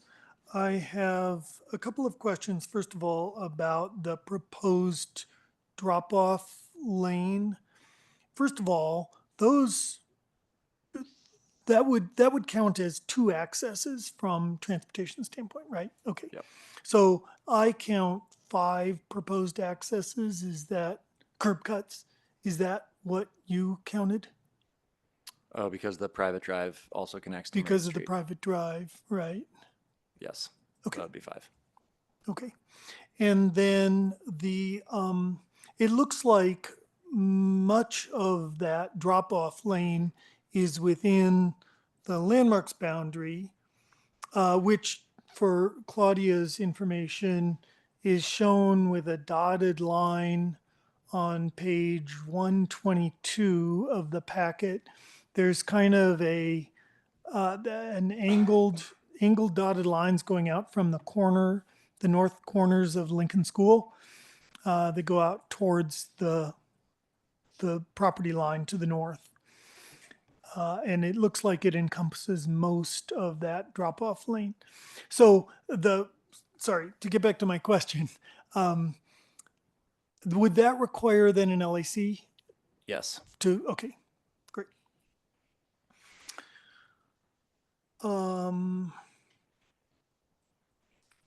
Then the DRC comments from transportation refer to the transportation master plan and say that it calls for bike lanes on Arapahoe Avenue. When I look at the low stress walk and bike network map in the transportation master plan, I do not actually see that on this section of Arapahoe. Do you have information one way or another? Am I looking at the wrong thing? I don't think you're looking at the wrong thing. Kurt, I read those comments and I kind of went by them quickly, but I thought that the comments were that the applicant was referring to bike lanes and the city response was that's not in the plan. Yeah, But that's my understanding as well. I read it differently. I think we said that the maximum that we would require would be a slight widening of the existing multi-use path on Arapahoe from 8 to 10 feet. Okay, what I have, I don't have it in the packet in front of me, but I copied it down and it says, this is from Will Johnson in the DRC comments. And Will, I believe, wrote, while the transportation master plan calls out bike lanes on Arapahoe Avenue, this is this may not be feasible at this time. I'm reading it exactly as it was written. The sidewalk along Arapahoe Ave essentially serves this purpose. The applicant is advised that Arapahoe Ave enhancements will likely not be required, etc. So I'm just trying to assess, my question is, are these bike lanes really in the transportation master plan or not? I'll have my map squad look right now.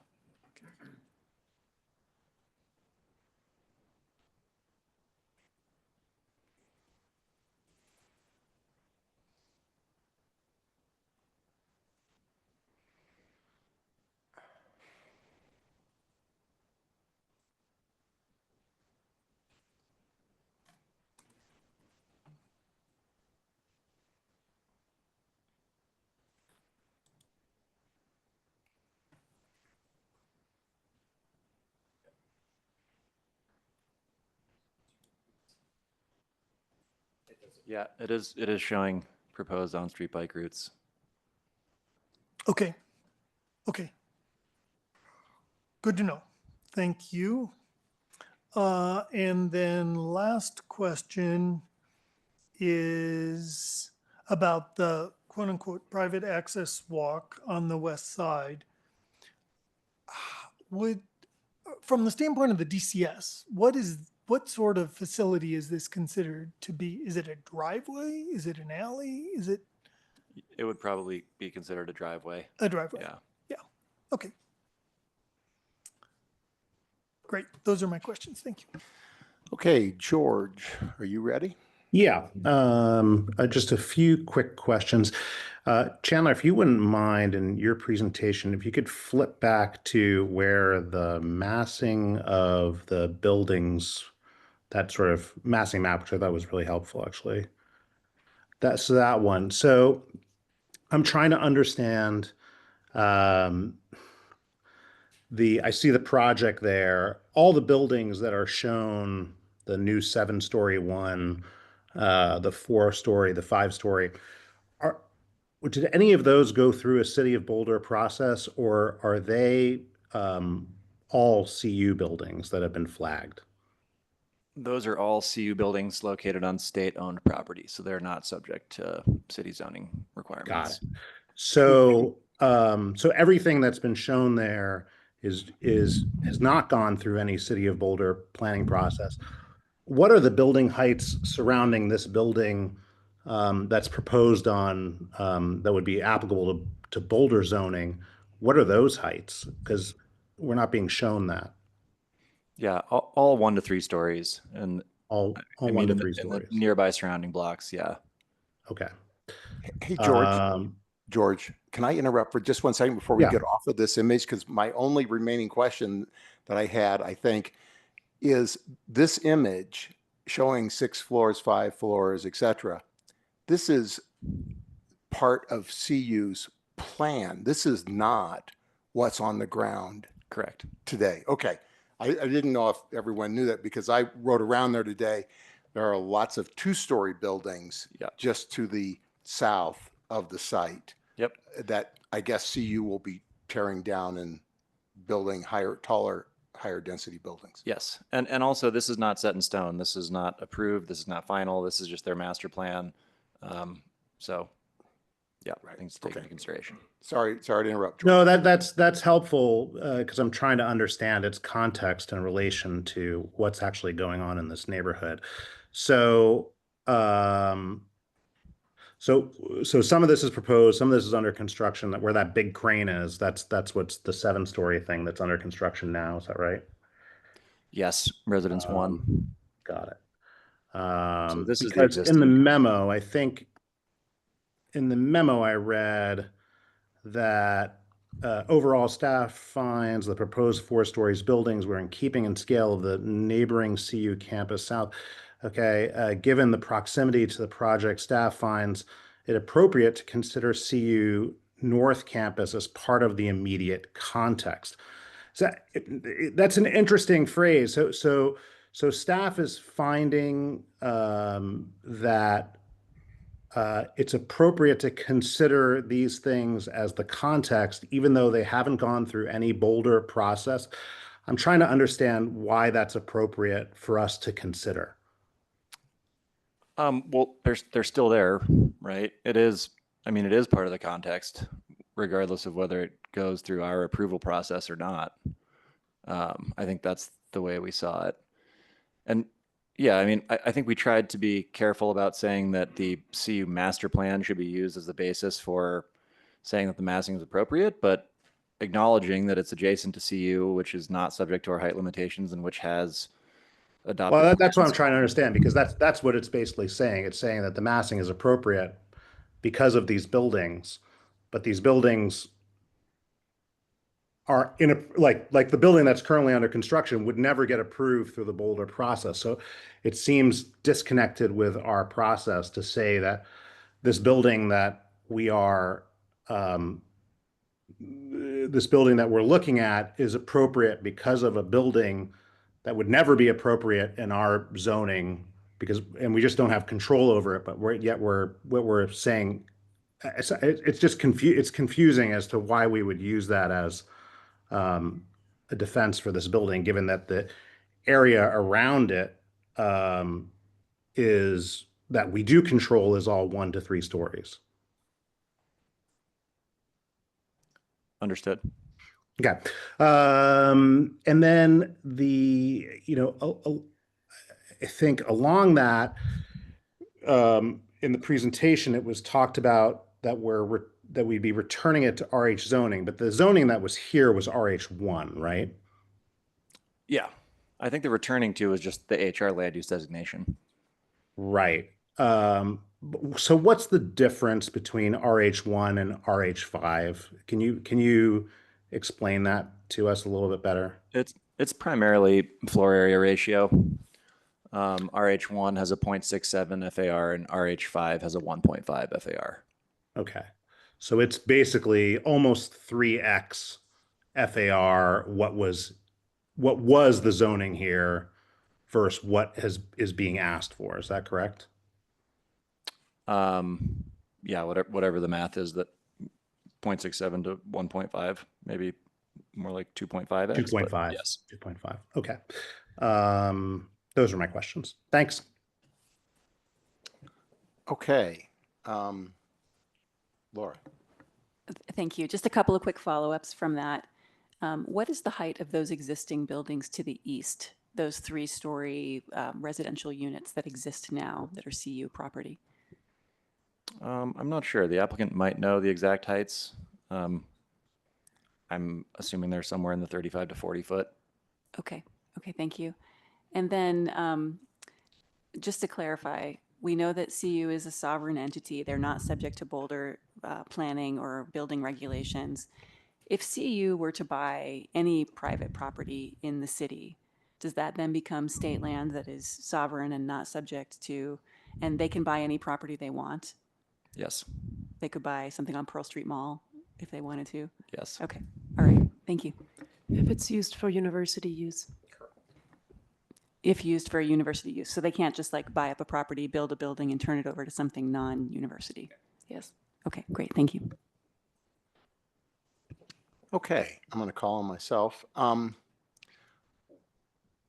Does anyone know what year the Ginsburg Library and Wilson Hall were constructed?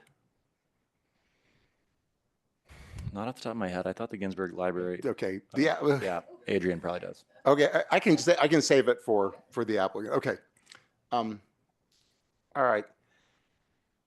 When we look at a land use map change and a zoning change, I know there are criteria there. Is there any more discretion offered to planning board than any other standard site review criteria? So yeah, is there any more discretion offered? Looking at the land use map change, that's a legislative decision. While there are criteria there, if those are met, it doesn't require the land use map change to occur because it's a legislative decision. If rezoning is requested, if it's not part of a general rezoning of the city, then that's a quasi-judicial decision. So you would be bound by the criteria, and if you found that those were met, you would have to approve the rezoning.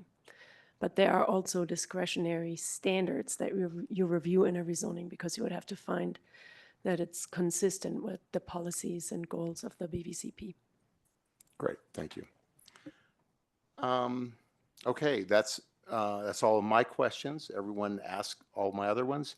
Does anyone have any final questions for staff, or if not, we're going to move to the applicant presentation. And if I'm missing someone, Claudia or George, no. Okay, great. Time for the applicant presentation. I'm going to set my timer here.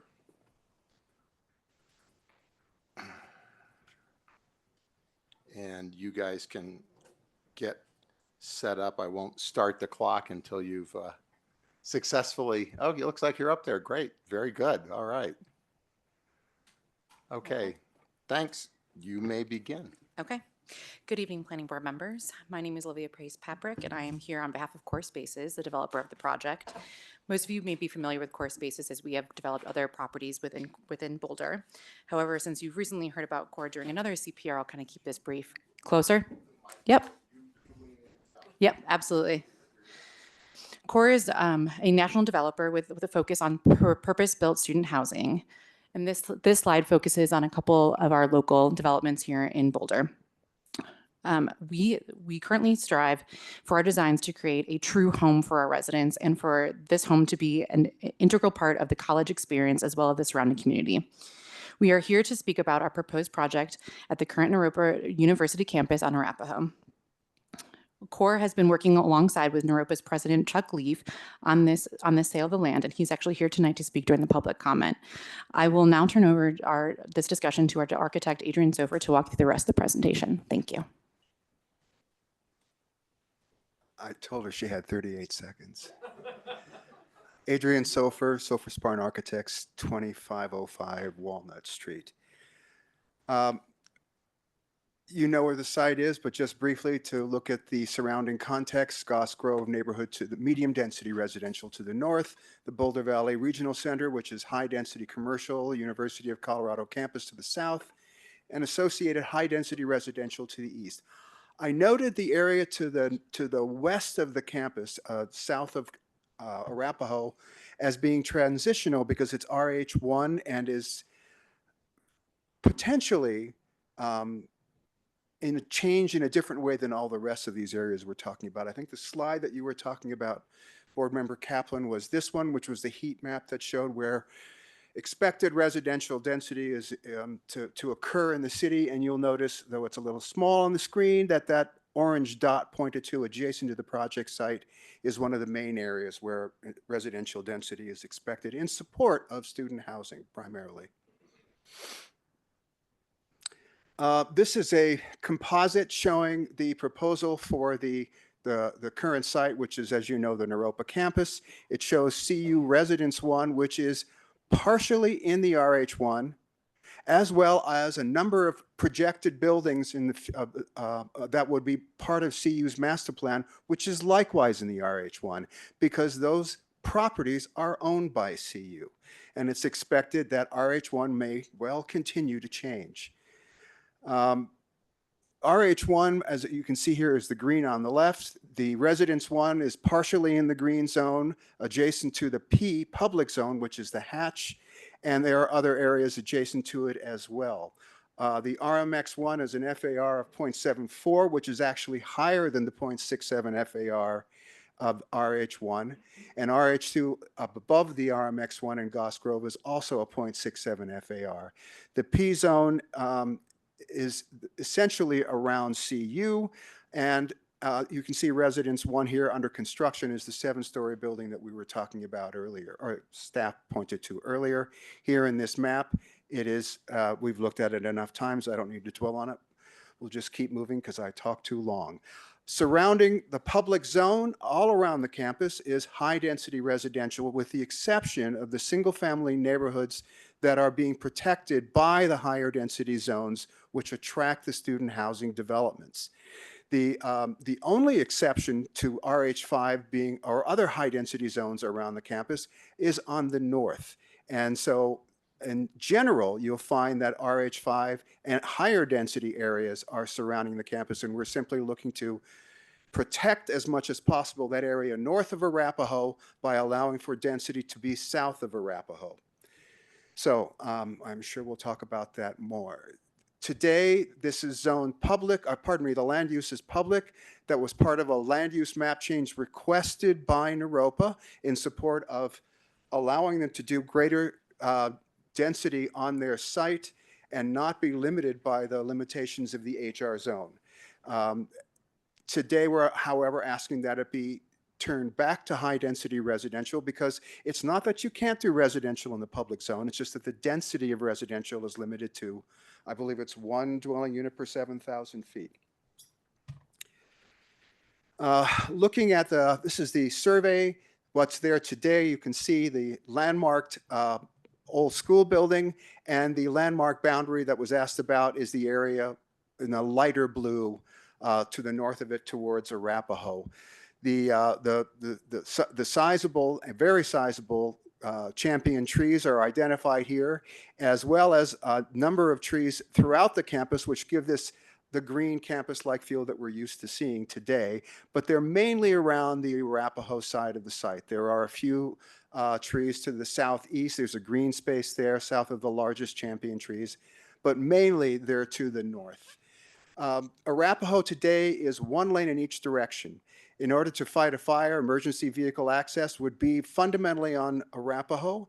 The fire marshal is generally loath to close down a street like Arapahoe to fight a fire or to provide emergency access because it's only 1 lane in each direction. So they would have to find a way to either pull off onto the ditch there, which is open, or I don't know what they're going to do if they ever had to deal with that. We also want to point out that 21st Street today does not have a bike path designation. However, it does have a pedestrian activated signal on Canyon. And yet it does not actually go through this campus as a public access. The main vehicular access is along 20th to Marine on the south side. There is, of course, the existing former 21st Street, which is vacated, but it's very narrow and is more a bike path than anything else. And then beyond that, there are a number of buildings on the site, the Arapahoe House, as well as the Chestnut House, and all of the gray buildings we've identified as being removed. There are a number of surface parking lots, and all of that is being taken out with this proposal. In addition, the entire campus is in the 100-year floodplain. So that affects everything that we're doing. So when you take out what we believe is essential to maintain, we've identified a maximum building envelope in this yellow golden zone. And then what do we think is appropriate here around that is, firstly, we know that we're going to try and retain the existing structures of value, which the Arapahoe House and Chestnut House have been identified. We are going to do our best to maintain the campus-like feel along Arapahoe, and certainly the view shed towards the historic structure. And without a doubt, we are going to protect and maintain the champion trees, all of which have been identified, and our landscape architect is here, and he can talk about how we're planning to protect those. Additionally, we have site access along the 22nd Street bike path, which we believe, and staff does too, should be in some ways a pedestrian activated signal.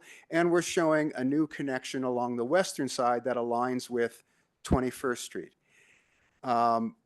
And maintaining vehicular access in the current location with a limited shared street Wunderfleck arrangement coming north-south on 21st to provide drop-off and access to the front door of the residential building. And we have to lift all the structures out of the floodplain. Above the flood protection elevation adds actually 7 feet 10 inches in height at that southeast corner. So even the smaller buildings on the site that are to be retained, if they are, they have to be raised up out of the floodplain too. So that means lifting them or putting a moat around them. Otherwise, we can't really improve them. A look at the connections plan. This is our copy of what the connections plan says. It's a little hard to read the city's maps, so we just made our own. Today, Canyon and 21st has an enhanced crossing. However, 22nd Street does not, and that is the existing bike route that goes southward to the campus. It also now has a pedestrian crossing at Arapahoe, but it isn't signalized. We know that there is the Goss Grove bike loop, and that's great, but it doesn't show that connection that I mentioned earlier across Arapahoe at 21st Street, and we think that that's important to make. And so let's just go and blow that up a little bit. Going back to our maximum building envelope. 21st Street, oops, we'll go back one here. 21st Street now does not go through. We're showing that private drive is really only about a glorified bike path. It's about 8 feet wide. It's not to say that cars don't drive on it. It's just that in the 30 years that I've been going to Naropa, I never have, and I haven't seen anyone do it myself. So we are assuming that that's not appropriate to maintain as an access. We're showing it moving over to 21st Street as a one-off and aligned with the north-south route that goes past Canyon. This then links down to Marine Street on the south and connects to CU. So in that zone, we're looking to do an enhanced pedestrian-oriented one-off that allows for emergency vehicles, but also drop off to the front door of the new building. And this is a shot of the Locust Walk in Philadelphia at the campus of the University of Pennsylvania. It's a former street. Locust runs the full width, the full length of Center City, Philadelphia. And in this area, it's pedestrian, bicycle, and service vehicles only. It doesn't have the need for drop-off access because there aren't any residential structures in this portion of it, but this is the kind of character we're hoping to create along here, and that's what we're showing in these rendered images along that walkway. So then moving forward, we're showing the connections around the site. Today there is a link on the east, and there are long-term bike parking would be in the garage with its own entry into that garage section to access those bike parking spaces. We are hoping to get access improvements in conjunction with CU, extending that path eastward to their existing access. We also have short-term bike parking on the site in multiple locations, as well as a B-cycle parking area on the south side of Arapahoe there. And I won't go through the numbers, but we can if you want to know. I'm sure there's concern about parking, and we can address those issues if you would like to raise them. So this is showing that this in the context of what's there today. If we look at this in relation to the larger map, we're trying to maintain and enhance the connections going around and through the site. Looking at this in relation to CU's master plan, the originally planned configuration of Residence 1, you'll notice, does not look like what it is, and I'll show you in a moment, but there was also parking structures shown next to the Naropa campus on Arapahoe and next to Residence 1. Today, Residence 1, come on. Thomas, can you do it for me? Just advance it one. Don't know why it's not going. Okay, Residence 1 is a completely different configuration, and the recently discussed parking structure has been moved over to Folsom and Arapahoe, which is clearly a much better place for it than trying to go down the one-lane Arapahoe to a 4-story parking structure. I show this slide because it comes up in the staff memo that there's intended or should be permeability through to the new structure south of the Naropa site, but we don't know that that structure is going to look like it is in this diagram any more than we knew that Residence 1 would have the configuration it has today as opposed to what it had in 2021 on the master plan. But we do know they're planning to do buildings in these areas. So in terms of connecting to that building, all we really know is that there's something going north-south to the west of it, likely something going north-south to the east of it, because there are already connections in those locations. And then diagonally from the northeast to the southwest to connect to the main campus of CU. In terms of building floor plan, the main access to the You've got a long minute left, just so you know. I'm sorry, there's too much. We have a land use map change that we're talking Okay, about too. all right. Keep going. Thank you. I'm moving. I'm moving. With the main entrance to the common areas of the building are off of that walkway that connects to 21st Street. And then we have individual townhouse entries everywhere we can do it. That includes on the south side, as long as we can get permission from CU to do it. And we're also showing that the potential for those entries off the bike path are there. Staff has rightly pointed out that that would be something that you might be looking for. But in doing so, we would also be wiping out the potential for trees there because of the height difference, the steps to get up to that first floor. Remember, we've got 7.5 feet of grade transverse. So again, we can discuss that with staff. The upper second floor, we are showing outdoor areas. And then on the fourth floor, where we have a deck that gives us views of the Flatirons and common spaces that adjacent to that outdoor amenity area. And I think we're getting there. This is probably Arapahoe frontage.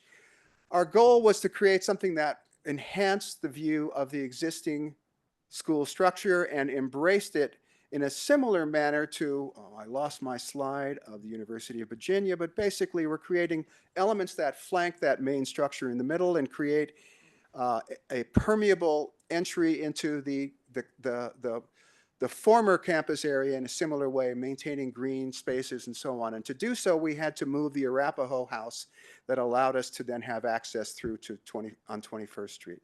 I don't know what's happening here. So you can see the new buildings flanking the existing school structure.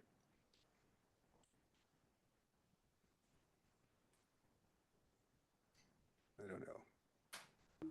Okay, just for 1 second, with agreement from the board, if I stop the applicant now, I think we'll come back to a bunch of this stuff in questions. I'm agreeable to a couple more minutes to help answer some questions that I think we all have drafted. Is that okay with everyone, or? Okay. I'd like to flag something. I'd prefer we don't do that because I think it's inconsistent with everything that we've done up until this point.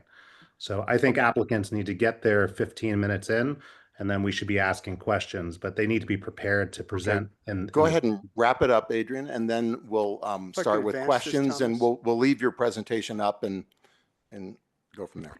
Not to belabor the point, but this is also a land use map change, and staff went over it too. So I can't advance the slide. Thomas, can you do it for me?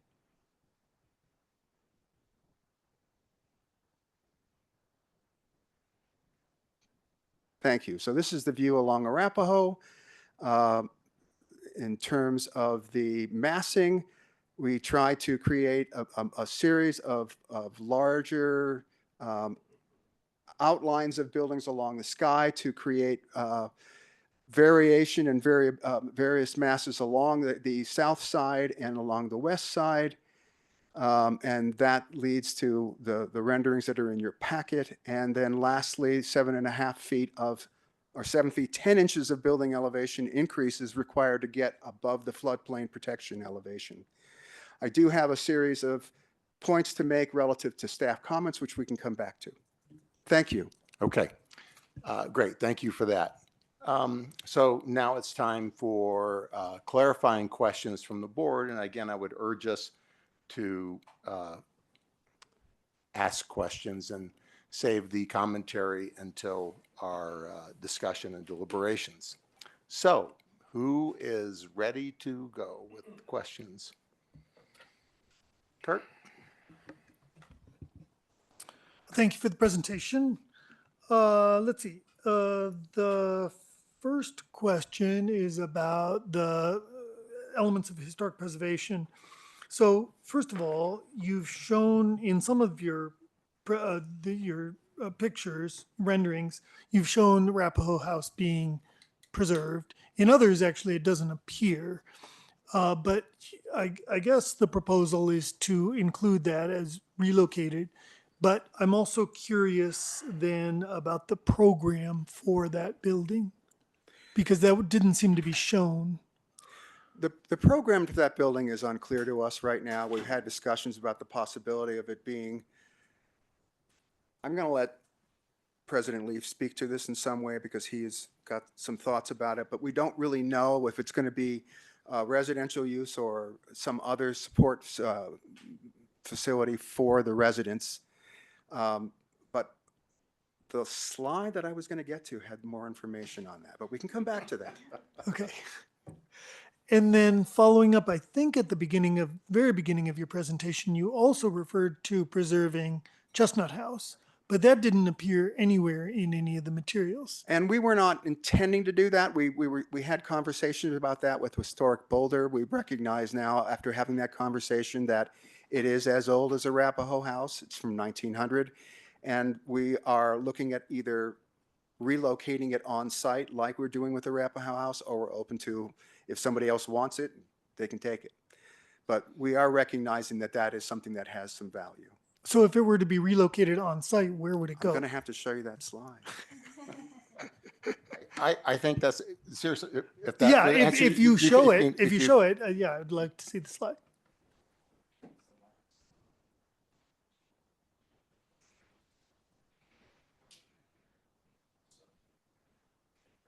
Well, I might be. May I? Yeah, you may.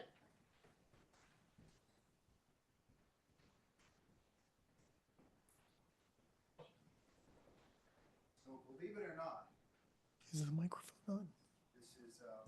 this is Is your microphone on?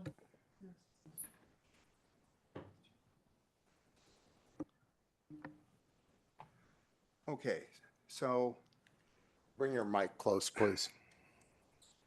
So Arapahoe House relocation, right now you can see it's in the center of what is the alignment of 21st Street.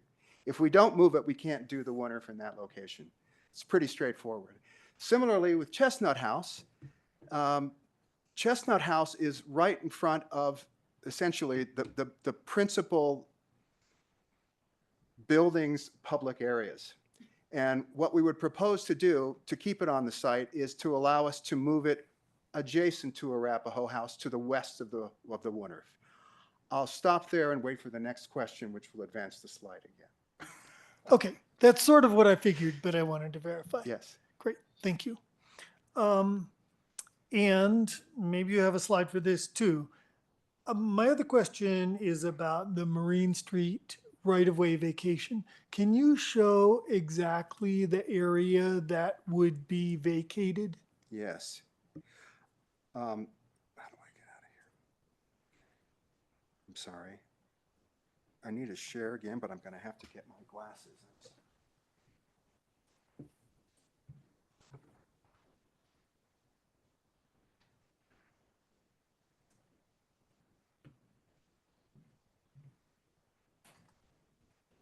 Sorry, I lost it.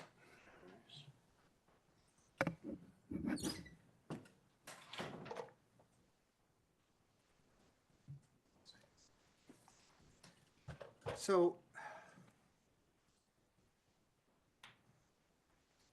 this is the survey. I don't know if I can do full screen here. Am I on full screen? Okay, so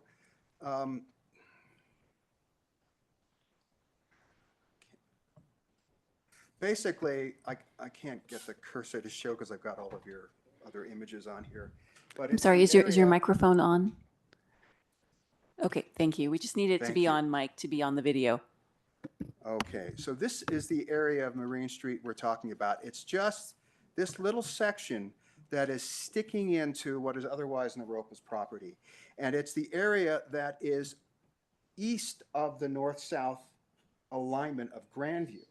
So it would just be about 65 feet that is east of Grandview. And if we maintain public street sections in that zone, it confuses any public driving on trying to get to Grandview, because it looks like the road actually continues eastward when it stops at that little boot of the property.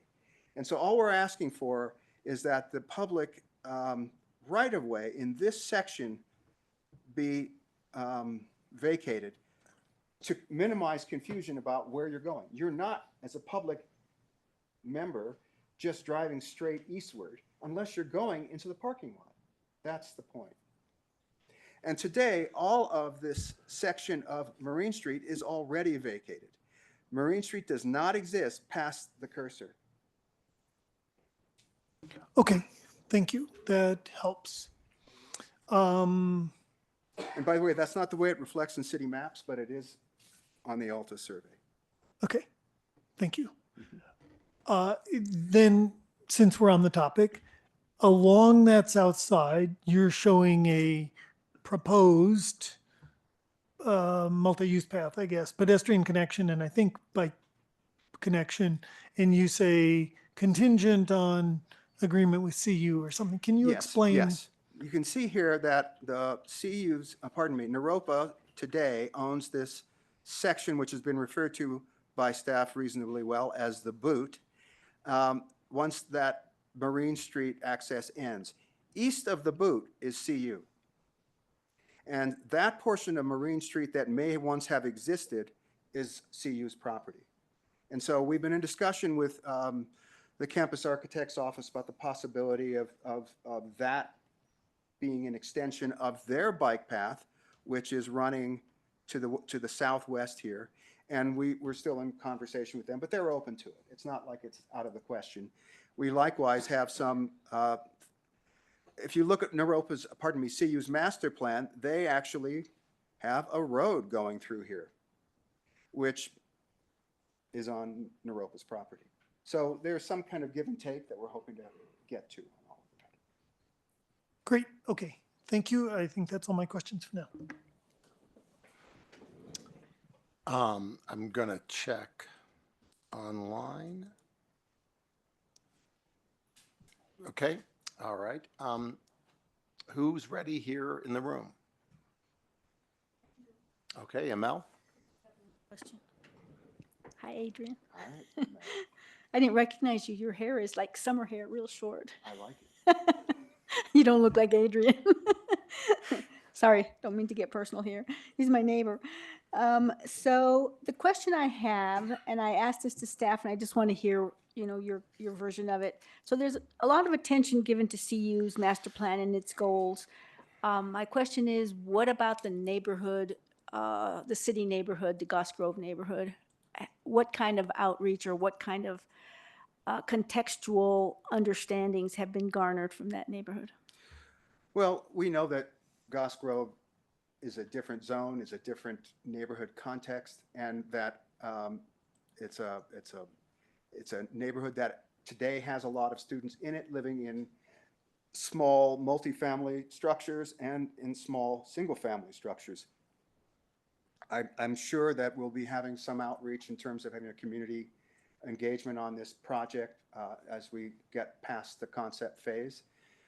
We're not going to try and pretend that this building would fit in the Goss Grove neighborhood, but it fits south of Arapahoe and in fact is in keeping with the long-term plan for substantial amounts of housing on CU's part south of Arapahoe. Mm-hmm.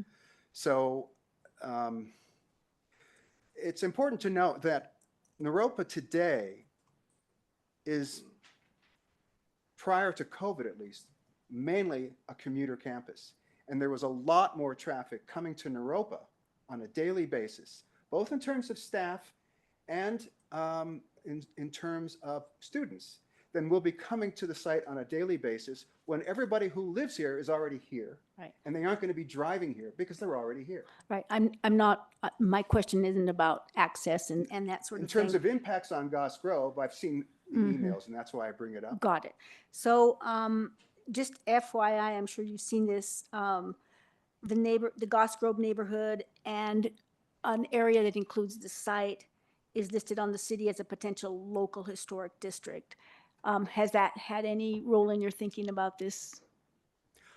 I would say I'd love to hear what staff is, what the plan for a local historic district going forward is. Mhm. I think it's just something that the city identifies where, I'm Yeah, I not sure think if this whole it's area of the city massing. is identified as a possible historic district, as is the Hill. It has, yeah, it had some outline. It was yeah. discrete. It wasn't just blanket. Yeah. So that's my question is, what about Goss Grove? And I think I've got your answer. I appreciate it. Okay, Thank you. sure. Mason? Yeah, along that line, if I'm reading the images correctly in the packet, it looks like the massing of the structure is pretty tall up to the Arapahoe frontage. Have you given any thought to transitions to Goss Grove? I think we absolutely have. We have, in as much as the building actually steps down along Arapahoe from 4 stories down to 3. I don't know if you could hear that. You know, actually, let's have you go back to the podium, and I don't think, anyway, we'll see if you go back and forth. Good exercise. You're right. We definitely gave it some thought, and that's why the building does step down from 4 stories to 3 along Arapahoe. We also have some roof shapes that make it a little taller, but that's also because we felt that it's appropriate that not everything be flat roof, just to make it smaller. Okay. All right. Claudia and George, I don't see any hands up. Oh, Claudia, there's, okay, got your hand up. There you go. Yeah, I'll just ask one question, and that is, could you walk us through the design decision to add that pickup and drop-off loop off of Arapahoe? And is that a function that could be accommodated somewhere else on the site? Do you need that to satisfy emergency access requirements? Like what's your decision process on proposing adding that loop drive? And I don't know if you can see, Adrian's gone back to the staff desk and is bringing up a slide for you. I always like visuals, thank you. So going back to the same slide, I'm going to just quickly move.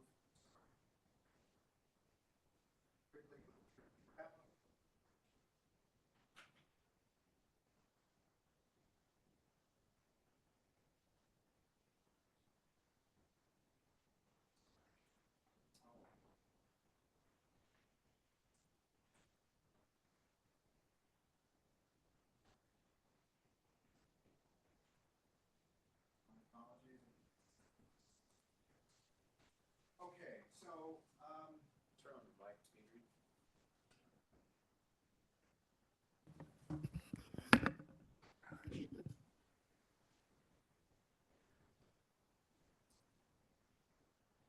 Okay, here we go. Let me get to full screen.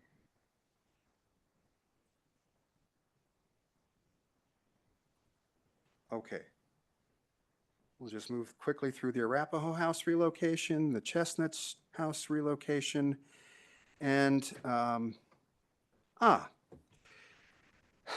the vehicle drop-off. We recognize that staff feels that we have too many penetrations on Arapahoe, and so the main thing here is how do we get access to serve both the townhouse building on the northeast corner and the existing school structure for emergency vehicles, as well as provide drop-off for Ubers, DoorDash, and so forth.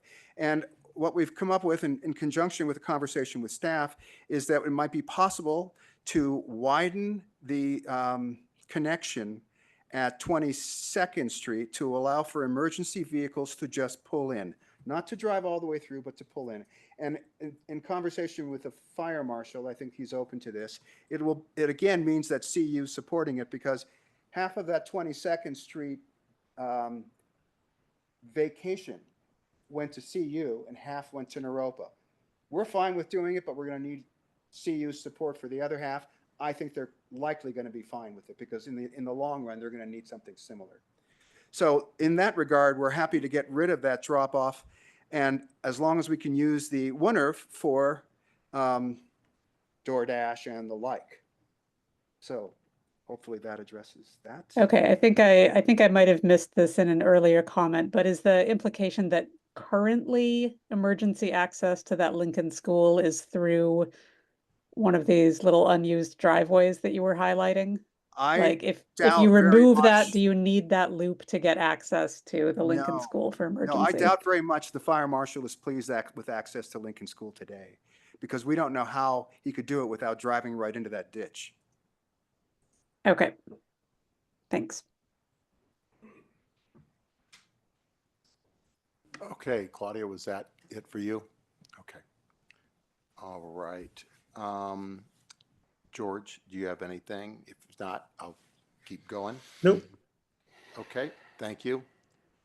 Okay, I'm going to ask a few of my own questions here. And I know this is concept plan, and I know we have parking changes coming. But as a policy at your other places and those in Boulder, is your parking completely unbundled, meaning paid parking? I can answer that question for you. Yes, it is unbundled. Unbundled is its own separate rental policy through our properties. Great. Do your leases, and again, we've had some other student, I get confused about which student housing developer we're talking to in a given night. That seems to be who we talk to a lot.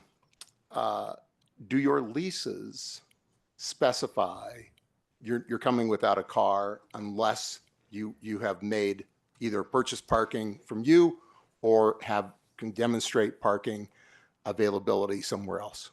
They have in the past when required by certain cities, yes. But it's not normally part of our rental property. So we certainly can have some language in there on that, that they have to state that they are bringing it to our property or to a, city approved or campus approved parking lot. Okay.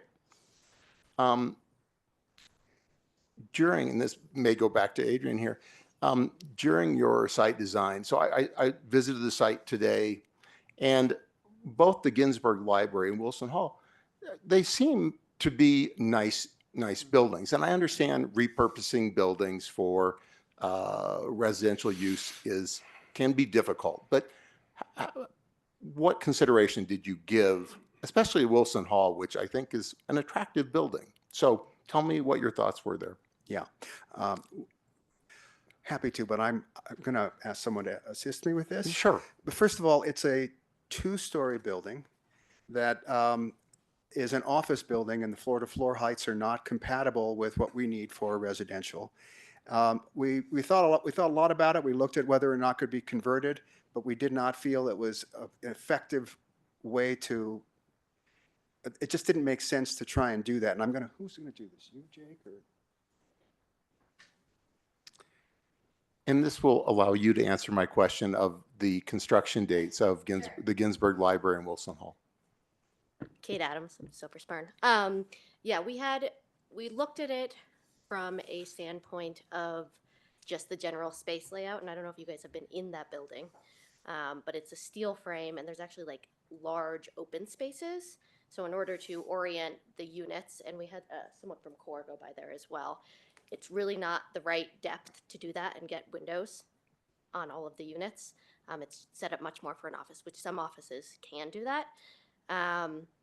The other thing that we looked at was just in general, I know some of the concern about keeping it was, embodied energy has been a big concern in the city. And we talked to our energy consultant, and we haven't talked to someone who does those reports specifically, but our energy consultant told us that one of the big issues, one of the big considerations for keeping buildings is if they have a lot of concrete, because concrete is the biggest driver of embodied energy, bringing it from somewhere off-site and also building it. And this building, according to a couple of the assessments we have, doesn't have a ton of concrete. It's a steel frame, so it probably has some concrete topping, and it has the foundation. Once again, we could look at repurposing some of that on site. We've talked to CORE's preferred engineer about that. And your question about what year it was built, we have two kind of dates. There's one date that says 1990, but we actually have a survey from 1997 that shows a completely different building there. So we believe that it was built after 1997, somewhere around 2000. The library, 1990, Yep. and Wilson Hall, 2000. Okay. All right. Okay. So I don't want this to be interpreted as a comment, but so to me, Naropa is kind of like the downtown, especially if you've been here for a while. It's kind of like the downtown mall, NCAR, Chautauqua. It is iconically Boulder. What in your development plans, other than the preservation of Lincoln Hall, acknowledge what the site is today? Acknowledge Naropa.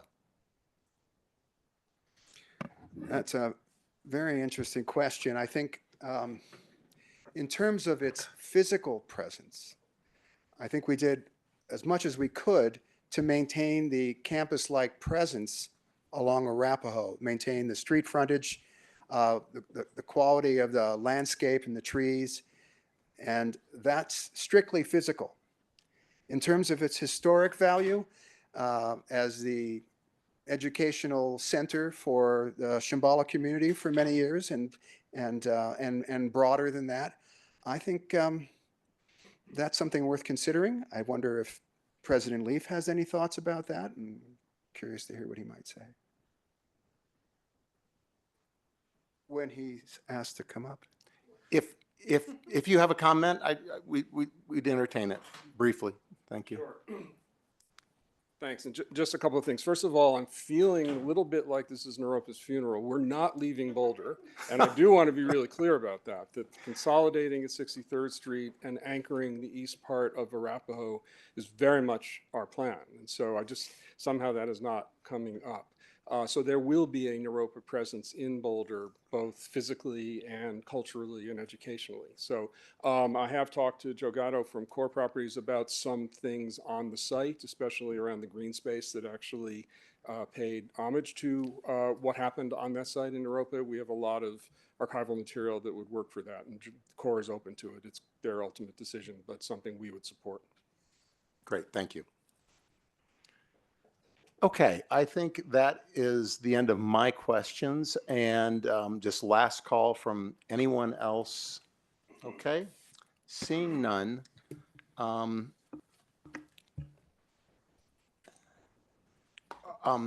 Before we go to, I think we're going to have some serious public comment tonight. Do we need a break, a quick break? Okay, Thomas, I'd like to do a break. It's 8:23. We'll return at 8:30.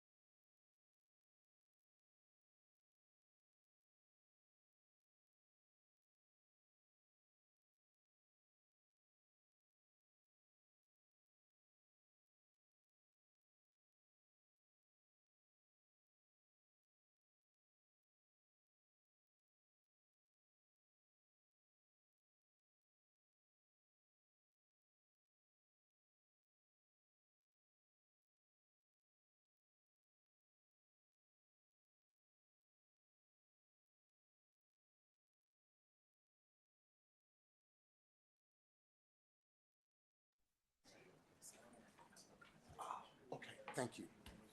I do forget that sometimes.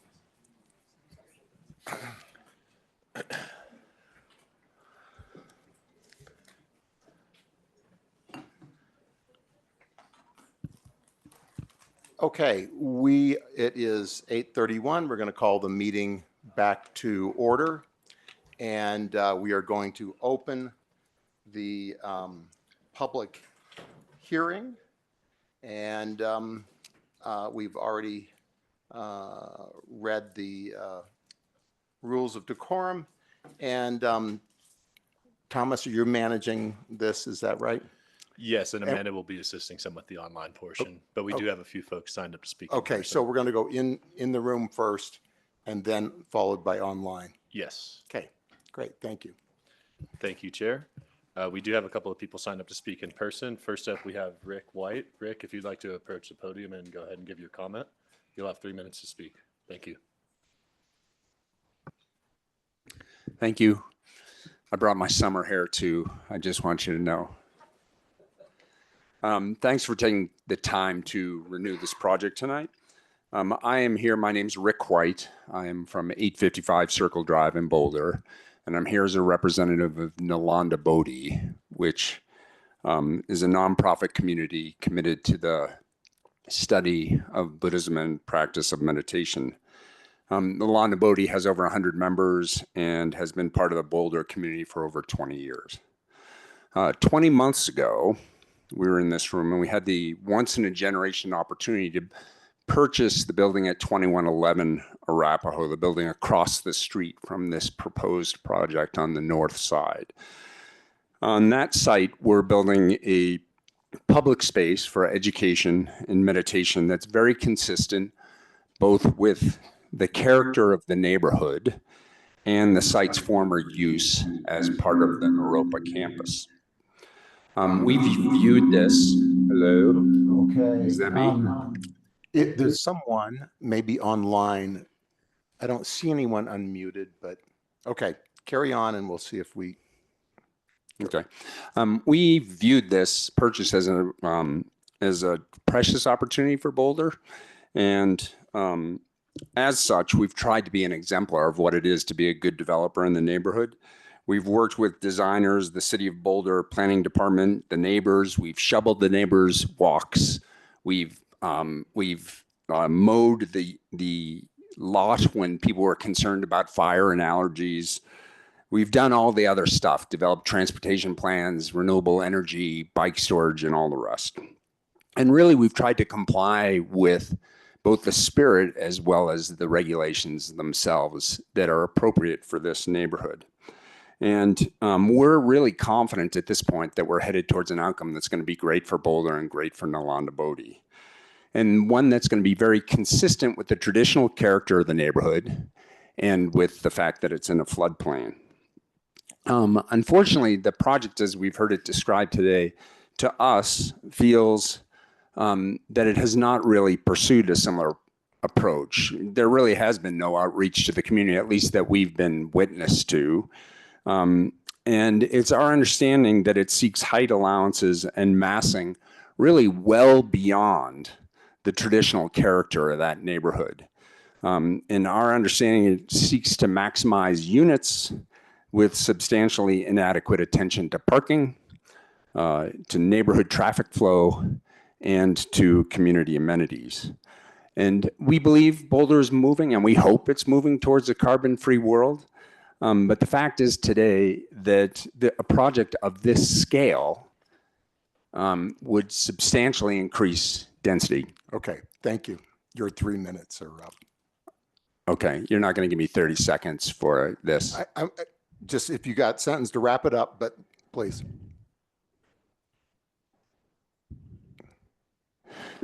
Thank you. Okay.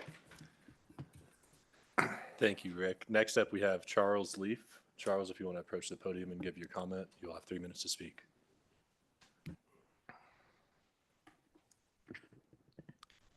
Thank you. Good evening. I'm Charles Leaf. I live at 4067 Guadalupe Street in Boulder. I am the president of Naropa University 13 years today, it turns out, according to LinkedIn, and 16 more days to go. I'll be retiring from this job, but I will be remaining at the request of the Board of Trustees and the new president to be the main point person for the work being done on this campus regarding real estate and planning, and also the work that we'll be doing at 63rd Street and Arapahoe. So I'll stay engaged in this project for a long time. I think it's important for us to look at the broader context, understanding that that's not what you're looking at completely tonight, but from 2015, which is when Naropa requested and received the rezone to public, to 2025, higher education in the United States has gone through a seismic change. We are a university that is 2/3 graduate programs, 1/3 undergraduate. We are a university in a very expensive to live in city, meaning that we are now 85% a transfer university. So most of our students are coming at the undergraduate level for the last 2 years. Graduate program is different because it's a professional degree, but students can't afford 4 years in Boulder. And so that's something that we're looking at. The average age of our student now is 30 at the undergraduate level and 32 at the graduate level. So it's a huge shift. 500 colleges of 2,000 students or under have closed in the last 9 years in the United States. And that is double the 10 years prior and is probably half what the coming 10 years are based on data that we see. It's very expensive. A lot of the schools that have closed with sizable real estate assets and without the ability to figure out a way to leverage those assets in order to maintain their academic mission. In Naropa's case, we are now, and it's a result of the demographic shift with fewer younger people coming into college, certainly with COVID, where overnight we moved to being 100% online university to today with more planning and deliberateness. We are now 48% online. 55% of our staff and faculty are hybrid, mostly working at home. Many of them are not living in Colorado because we have so many online students. And so the need for the campuses that we've had has completely changed over this time. At the same time, and not getting into the politics, the current legislation and what's happening with the Federal Department of Education and student financial aid means that for a university like Naropa to survive, we are going to have to be able to invest what is otherwise our real estate equity as much as we can into allowing students to have an affordable educational opportunity. And this was the primary reason, after many, many attempts over 5 decades to buy the campus, we finally began the conversation and resulting in the relationship with CORE. Great, thank you. Thanks. Hey, Mark, just a point of order for my own clarification. This speaker just spoke, basically, they are the applicant. Are they permitted to speak during public comment? They are.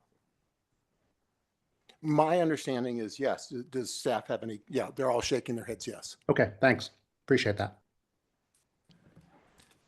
Thank you. Next up, we have Leonard Siegel.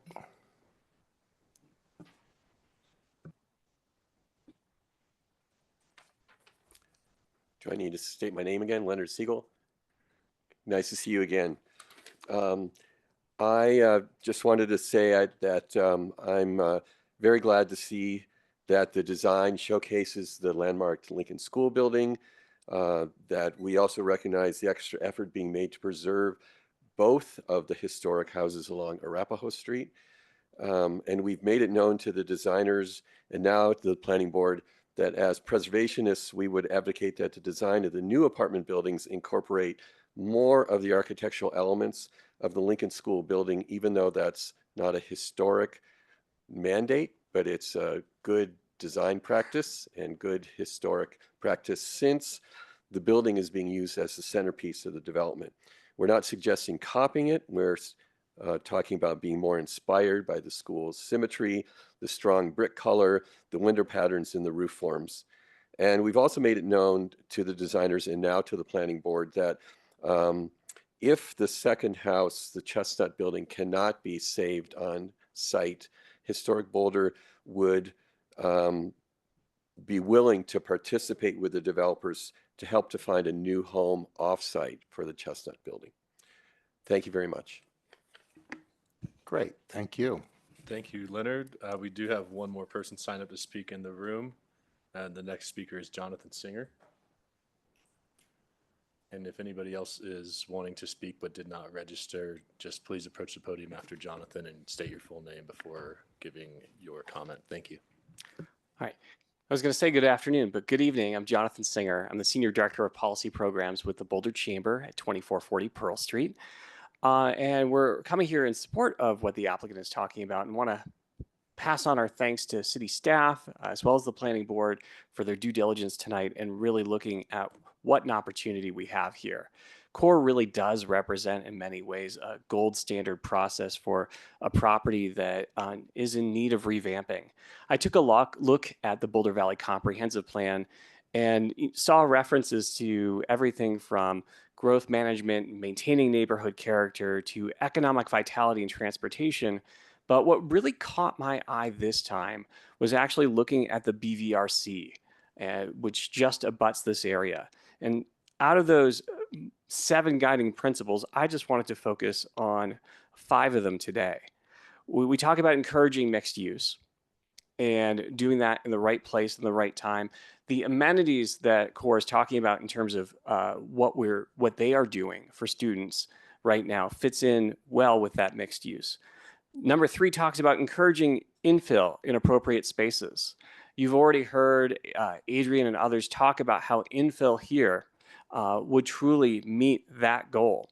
We hear about a multimodal focus on hubs. This is right along Arapahoe. If you're going to have density, if you're going to support a student population, this is the place to go. We see students moving further and further out of the city now. You're seeing increased transportation on US 36 because students are out in Louisville and Lafayette and Longmont when they're trying to participate as students here in Boulder. 5th or 4th, also looking at parking management strategies and what that looks like. This fits well within that, and you've already heard that referenced in the previous presentation. And then also, does this comport with safety? And once again, when I look at safety, one of the things that we all take the biggest risk on every day is getting on the road. And this, abutting to the university, providing housing for students going to the University of Colorado, is an opportunity once again to improve safety, not only for those students, but for our community at large. And I'll just close on this. Looking at the commercial and retail options just next to this area, this is ideal.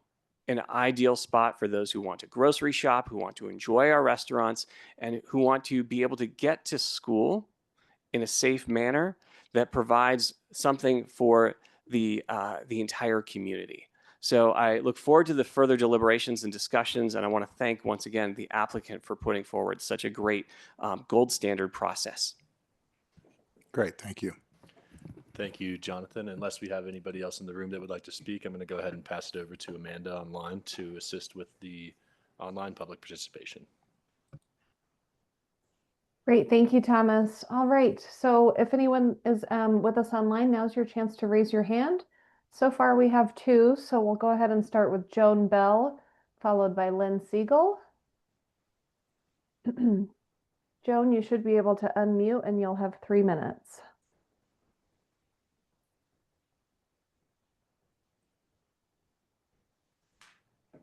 Okay.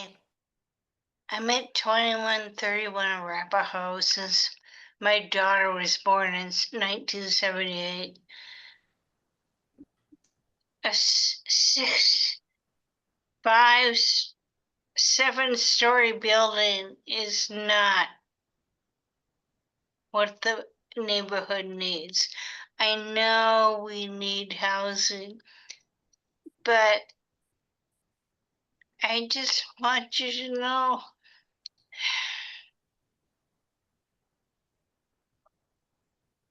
it's an old neighborhood, and I can't argue with a lot of the architectural things, but why do they have to?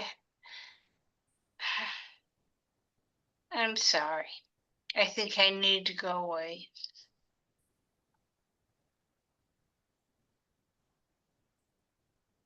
Okay, thank you, Joan.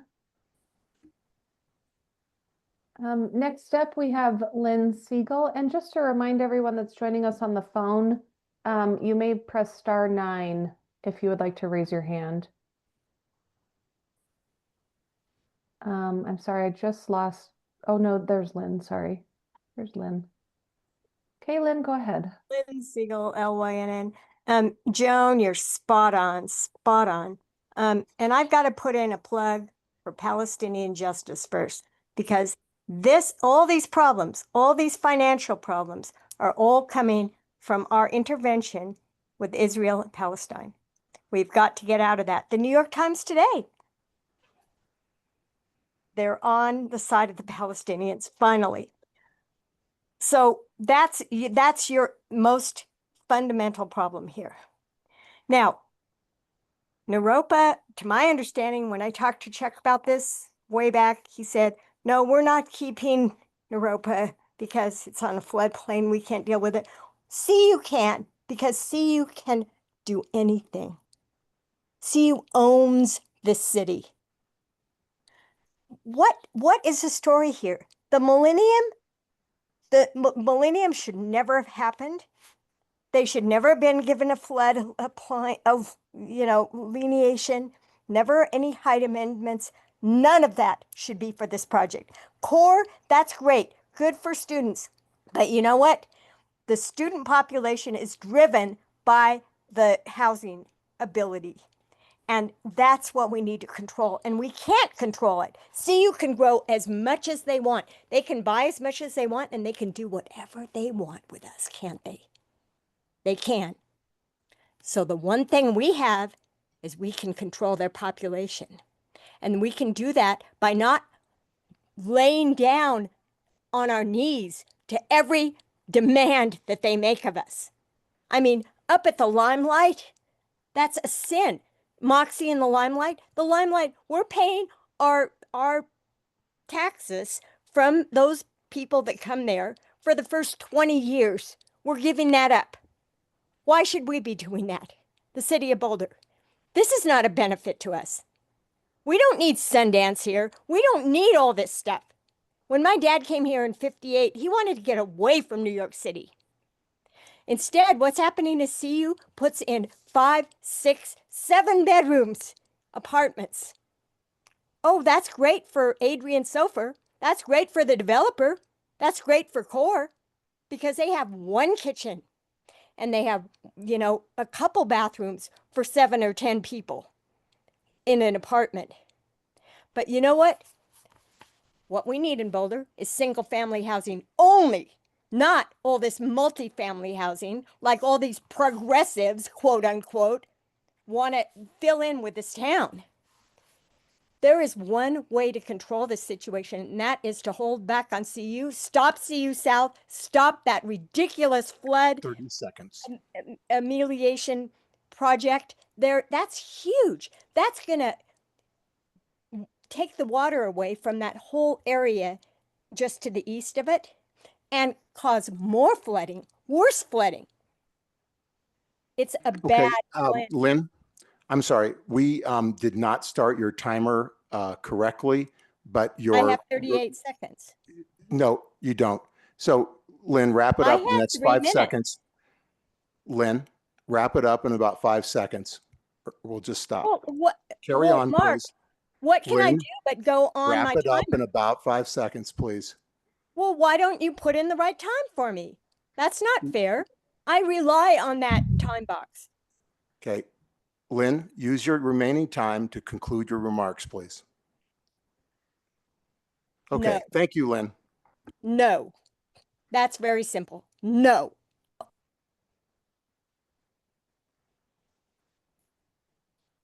Okay, thank you. Let's see, I don't see any other hands raised at the moment. Give it one last second here. I'm not seeing anybody else online that would like to speak, so. Okay. I just want to ask if Joan wants to use her remaining minute or if she feel comfortable coming back on. I don't know if Joan can hear me or she's still listening. She does Okay, have her hand raised again. Okay. So she may want to She finished early and was struggling a bit, so we'll just, She just unmuted. Joan, if you'd like to have one more minute. I'm sorry. I couldn't understand the legalese. And so I'm glad the trees will be saved.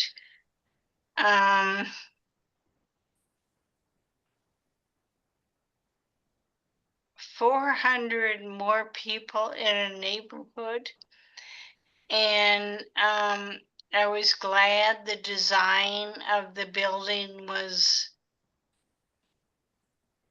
good, but what's with the stuff on the top?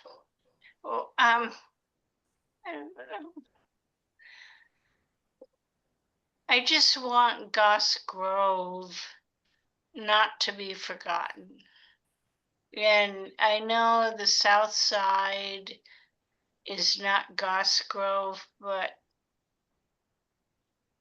I think we just need some beauty here. I mean, when I was looking, Boulder Junction is awful. okay. Limelight is awful. Okay. Yeah. All right, Joan, thank you. We wanted to give you your remaining minute. Thank you very much. That's okay. Thank you very much. Thank you, Joan. And I don't see anyone else on our online participants with their hands raised. Okay. All right. I'm going to close the public hearing and offer the applicant, if they wish to respond to any public comment, they have a brief minute or so to do so. If not, that's perfectly fine. Okay.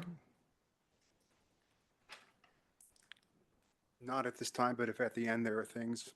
Okay, great. Thank you. Adrian, could you just turn off that mic? Thanks. Figure out how. It should just be a button there. No, there we go. Perfect. You did it. Good. Okay. Okay. So,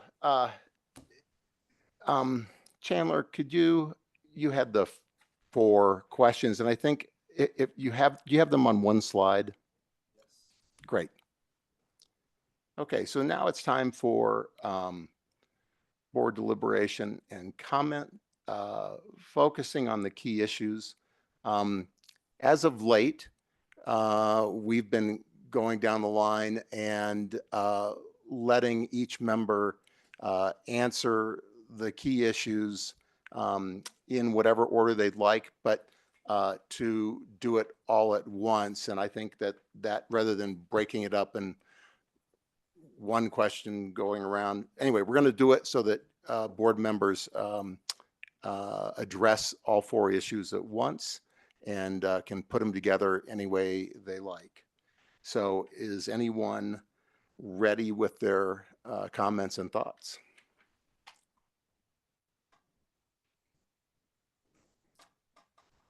Don't jump too fast now. Okay, Laura. Okay, I can go first. I want to say thank you again to staff and to the applicant for thoughtful presentations. A lot of good information here. So I certainly do think that a land use map change and rezoning to allow for increased residential density is appropriate. The question of RH5 versus RH1, I mean, this is a tough question. The really good points were raised about the proximity to the university, the proximity to the Boulder Valley Regional Center. There's transit on Arapahoe. There's a bus service on Folsom. There's a B-cycle station already here. This is a really well-connected site. And also, it does not have this level of density currently. And so I would be looking in site review for the applicant to make a really strong argument about why RH5 is the appropriate density here that does not necessarily rely upon future development that has not yet been approved. So that's my comment on that. Is it consistent with the BVCP land use map and on balance with the goals and policies of the BVCP? I would say preliminarily, I would give that a yes. I mean, I think staff pointed out quite a lot of goals and policies in the BVCP that this is consistent with, especially around compact development. I do think staff also pointed out in the packet some policies from the BVCP that the applicant should pay attention to, and I support staff's comments and analysis on that.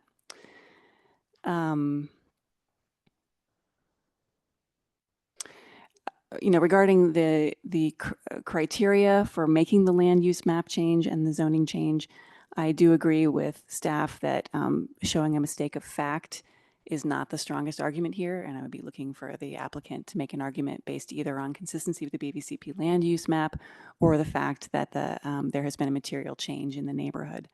So I would strongly recommend that.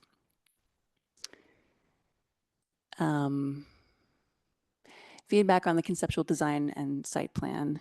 So that's, I think, where most of my comments are. I do support basically all of staff's comments about the site review criteria, including access and circulation, TDM, bike and pedestrian connectivity, site permeability, having architecturally defined entryways along the public realm, the comments on windows and blank walls, balconies, building length, and architectural design.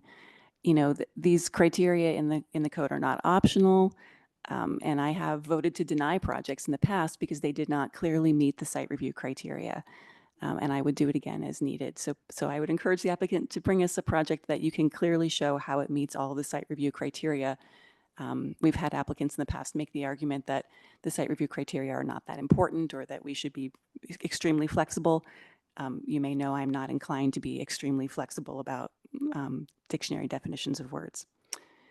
I also support staff's analysis of public right-of-way and public realm and which criteria apply to which. That was in the packet. So I would encourage the applicant to look at that. With the right-of-way vacation, I think staff have outlined what would be necessary for that, as well as having additional access points and what kinds of arguments would need to be made. And I'm very likely to support staff in that at site review time. I do appreciate the applicants bringing down the height a bit along Arapahoe to make a transition towards the Goss Grove neighborhood towards the north. You know, we've had applicants really fight us on not having maximum height in every dimension, and I appreciate the sensitivity here to the landmarked building and to having lower heights along Arapahoe. The open space, you know, I did walk around this property, and I think you've made a good decision about locating a community gathering space where those big heritage trees are, the champion trees. It's a beautiful part of the site. I think it does meet our criteria. I would be looking for it to have the kind of amenities, you know, seating and other activated uses in that area that would help it meet the criteria. I was a little skeptical at first that you had the appropriate courtyard, but I think you've chosen the right location given those trees. I love that you have concealed the parking. I think that really helps it meet our site review criteria. And the parking reduction numbers probably won't matter by the time of site review, but I do think that you've done a good analysis here. Really appreciated seeing, based on your past experience with student housing, how many students bring cars. This seems like an appropriate amount of parking. And I agree with Mark's comments earlier about the TDM and having the parking be unbundled and all of that. I think we'll be looking for that in the TDM. Oh, and if you have leases that require your lessees to show that they have a parking space somewhere, either with you or another paid parking space in the city or dedicated parking space in the city so that they're not overflowing into the neighborhoods, I think that's always a plus for us as part of your TDM plan. I appreciate that you're working with staff about their concerns with that drop-off loop and the number of access points. So we'll be looking for concurrence with staff when you come back at the time of site review. That is always helpful if you're on the same page with staff. And I'll just conclude by saying, you know, I hear the applicant saying that you're very receptive to the historic preservation concerns. I personally, as a board member, I do not like to get out in front of the landmarks board. And so I would not personally be willing to require you to do more than what is landmarked or what landmarks board indicates. These are buildings that should be preserved, that merit landmarking, not just are eligible, because eligible for landmarking just means it's over 50 years old and relatively intact. There are additional criteria that the landmarks board administers through the code about what would compel them to actually landmark a building if the property owner doesn't agree. So if you've already come to agreement and you're fine with what's being requested, that's great. I just want you to know where I stand as a board member, is I'm not going to personally compel you to get out in front of the landmarks board. And I think that concludes my comments. Thank you. Great, thanks, Laura. I'm just going to check. Okay, Kurt, you ready? I believe I am ready. Yes. On issue number 1, I believe that this does meet the criteria for a land use map change and for rezoning.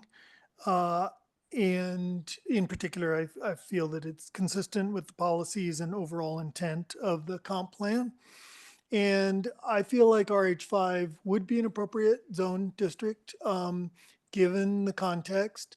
It is a little bit difficult because we're sort of working on interpolating between what is currently there and what is proposed to be there in 30 years, 50 years, whatever. And so in one direction, potentially this could stand out as being denser than what is there now. On the other hand, in the other direction, 50 years from now, this could look like something that is oddly low density compared to what CU will be building. And so I think we need to think about the future, and pretty clearly the direction that CU is going is towards significant building in this area, well beyond what would be allowed by if this were under city purview. And so I think that this the RH5 is appropriate. I think it certainly is proximate to Goss Grove, which of course Goss Grove itself used to be zoned RH2 until maybe 15 years ago. It was downzoned to RMX1. But I think it has enough sort of detachment from Goss Grove that the RH5, especially given the way that is being proposed to be designed, would be appropriate. For key issue number 2, the main concern that I have, which is something that staff brought up repeatedly, is about the permeability, and in particular, the lack of a north-south connection through the middle of the site. That's a concern. It's not a hard overriding concern, I guess, given the location of the current pedestrian and bike connections to the south, which are really on either side of, basically on either side of the existing site. There's not really anything currently, there's certainly nothing currently that goes down the middle of this site or goes south from the middle of this site. And there doesn't seem to be anything proposed on the CU plan that would go south from the middle of the site. It would still be great to get some sort of permeability through there, like even something that maybe provided some kind of a pedestrian connection along the edge of the parking area through into the courtyard and to the Lincoln School area and so on. But that is not a hard and fast, I guess, concern for me. It's a concern, but it's something that could potentially be addressed. Key issue number 3. I think that the north side drop-off lane as proposed is not appropriate. It's not consistent with the design and construction standards or with code section, I think it's 995. And so I think that that should be removed. Similarly, I have concerns, and I guess I'm kind of going into key issue number 4, but anyhow, they're sort of similar. I also have concerns about the private access drive on the west. The applicant showed us a lovely photo of a sidewalk and bike path in University of something, which was portrayed as kind of a model, which I think would be great. But what we heard was that that was for emergency access only. Service access only. And so if this west side access drive were a pedestrian, bike, emergency, and service drive, that would be, I think, fine. But to have significant number of private vehicles going in and out of a curb cut on Arapahoe, I think would not be appropriate. I think it is, again, not consistent with the access rules in 995, if I have that right. And so I would strongly urge the applicant to rethink that. I also have, continuing on the access issue, I have concerns about the Marine Street right-of-way. I think that we should, right-of-way vacation, I think that we should only be vacating our right-of-way when there's a very clear and compelling reason that we're getting something better out of it. And it's not entirely clear to me that there is a compelling reason for a vacation in this case. And particularly I think that there should be a path along the south side as it was proposed as sort of a conceptual or possible path in the application, contingent on agreement with CU. I think that path along the south side, multi-use path, is very important. And if that were to be created, I think having this right of way actually would be, as actual right of way, would be beneficial. So I'm largely not, or I guess I'm inclined to not be supportive of the right of way vacation. A few other things. I think overall the height modification is appropriate. I think that the applicant does a good job of stepping the height down onto Arapahoe and also really providing a lot of openness on the Arapahoe side. There's a significant amount of space there between Lincoln School and the new buildings on the east and the west. And so I think it would continue to feel quite open, and it seems like it gives Lincoln School the space that it needs to, given the importance of that as a really wonderful historic building, also where my mother was librarian. And let's see. Finally, I think my only other one is I want to concur with the comments of Historic Boulder that I would love to see a greater tribute paid in the design to Lincoln School. I mean, again, that is a wonderful, iconic school. It has a really distinctive design. It is something that everybody knows. And if there are ways to pay compliments to that building in the design more than is being done, I think that would be great. There was some remark in the application that the gabled roof forms were sort of a tribute to Lincoln School, and I appreciate the gabled roof forms, but that really felt like a stretch. They were not the same pitch. They just didn't, to me, seem to address that at all. And so I think that if you can make a greater effort to really call out some elements and complement some elements of Lincoln School, that would be great. That's all I have. Thank you. Great, thank you, Kurt. George, I looked online and George had his hand Oh up. yeah, thank you. I'll try to make my comments pretty brief. As it relates to number one, in general, I would be supportive of the rezoning of the site. I think it matches the BVCP goals.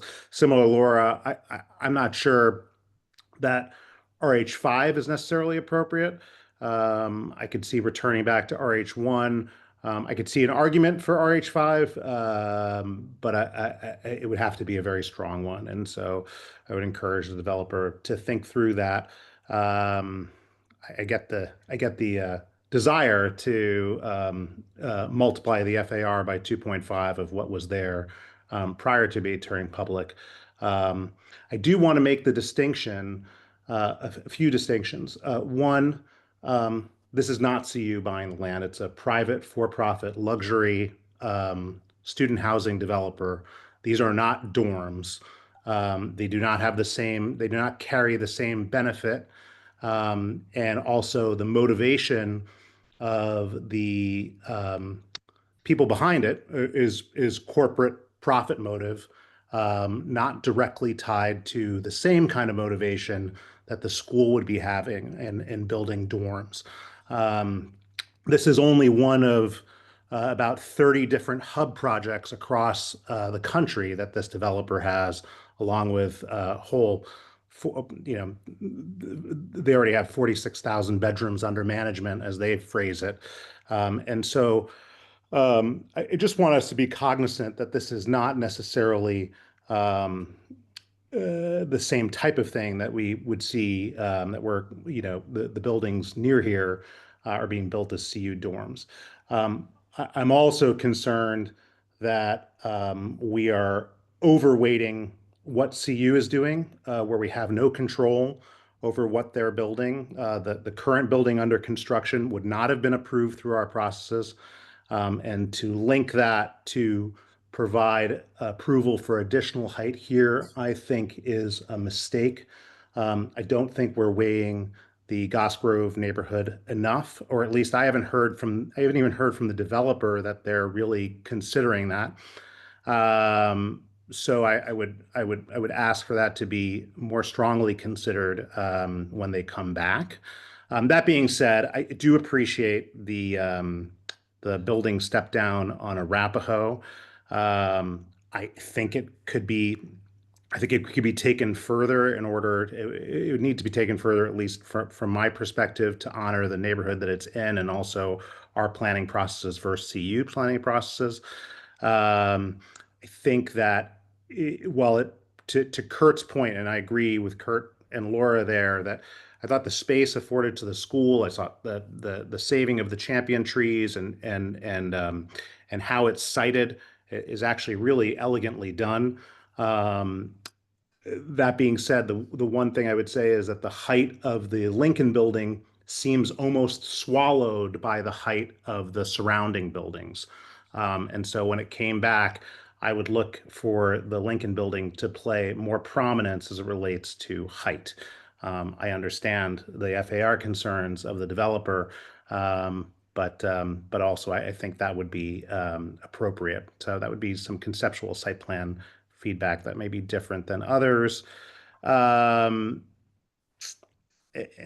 those are in general, I'm supportive of student housing here. I just think it needs to be thought through a little differently based on my comments. And that's it. Thank you.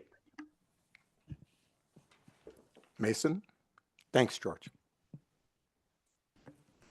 Great. So going in order, I'm inclined to support the map change.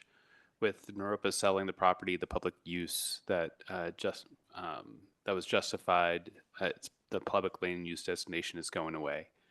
The site was previously designated high-density residential and is next to similar areas in the north and west, so this change would really be returning it to that earlier designation. I'm a little less certain about the zoning at this point. I agree with many of the points raised tonight and will be looking to revisit these questions more closely at site review. As you know, and as George just mentioned, we can't consider potential future projects, so I'm not factoring in the CU master plan. I am, however, looking at what's been built or is actively moving forward in the area. On question 2, so overall, the project seems to align with the BVC policies that support infill near institutional anchors and promote a more sustainable, compact urban form. The proposed FAR open space and conceptual design touch on several key BVC goals, including Policy 210 around built environment and urban design, as well as broader policies related to livability and form. As staff noted, the approach is generally consistent with the city's direction on growth, especially when it comes to placing housing and density in areas with existing infrastructure and services. On number 3, I really appreciate the site layout and how Lincoln Hall is framed. I think it's well done. And I also appreciate the open space and Woonroof style street that, which I believe are strong elements of the project. My main concerns are with the experience along Arapahoe. Much like George, I'd like to see the building step down a little more in height there to create a better transition to the neighborhood and to add more visual interest at the street level. I also have questions about the reduced rear yard setback and the implications of the proposed street vacation, which still seem unresolved. Overall, I think there's room for further design work to improve how the site functions for pedestrians and internal circulation. And then on the last bit, I touched on this a little bit, but the Marine Street vacation doesn't seem straightforward to me, and I think Kurt outlined the concerns well. Looking forward to hearing more from staff and the applicant on this during site review. It's important that circulation, whether pedestrian, bike, or vehicle, and emergency access are clearly addressed and resolved before we get to that stage. That's it. Thank you, Mason. I'm going to go to ML and then to Claudia. Thank you. So let me see. Issue number 1. I don't have any concerns with the land use map change. I'm in agreement with Laura and George around zoning. I think justification for going to RH5 needs to be made to convince us that we need that it needs to be that, and any consideration for the zoning change, I think, needs to take into account the Goss Grove neighborhood. Let me see, number 2, consistent with the BVCP goals and policies. Well, one of the curious things about the BVCP language is this on balance thing. So I took staff's lead and focused on the built environment section and identified which are the relevant policies. And I'm going to point out 9 that both staff and I have identified as requiring attention. So these would be BVCP policy 2.01, 2.10, 2.14, 2.33, 2.35, 2.36, 2.37, 2.38, and 2.41 B, G, and I. Those are a significant number of the relevant BVC policies in the built environment, so I would pay attention to those. Under key issue number 2. Number 3, my concerns about the site. I'm just curious about the trees. I did an overlay, the existing site versus the proposed site, and I think it would be interesting to acknowledge or recognize how much pervious land is currently there and how much pervious land there would be with the redevelopment, because groundwater recharge is important to trees of that scale. So what is happening to the groundwater based on the less pervious site that is being proposed. And again, as you look at not just the BVCP policies that I identified, but looking at the building itself, I think my colleagues have talked about specifics, but I think the Goss Grove neighborhood needs to be taken into consideration a little more precisely. And I'm not going to second guess another architectural firm's process, but it seems like right now it isn't in the process. So I would encourage that with regards to the site plan and building design. And I will cite the site review criteria, which is what we'll be dealing with when it comes back for site review, that to me are important for you to look at as you move the project forward. So they would be 1A, 1D, 1GI, 2B, III, 3AV, 3AVI, and 4BI, BV3. These all have to do with, livability of the site and the contextual relationship. So that's number 3. And number 4, what I am going to bring forward as other issues that I think you should consider as you move forward has been public input. I think the Nalanda Bodhi comment about acknowledging the spirit of the neighborhood, what was done on this site. I think that would be an appropriate exploration and hopefully would land you some of the concerns that people have stated about what role does the historic building play in informing the rest of the site. And I would take that to what role do these champion trees play in informing the rest of the site, rather than kind of not really having the influence that they might. The second public input was that we just need some beauty here.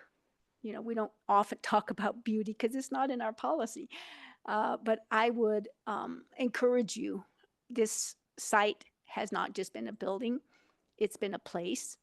And I think the intent of the Buddhist community in Boulder has been much more than just the physical presence. So those are my comments. Thank you very much.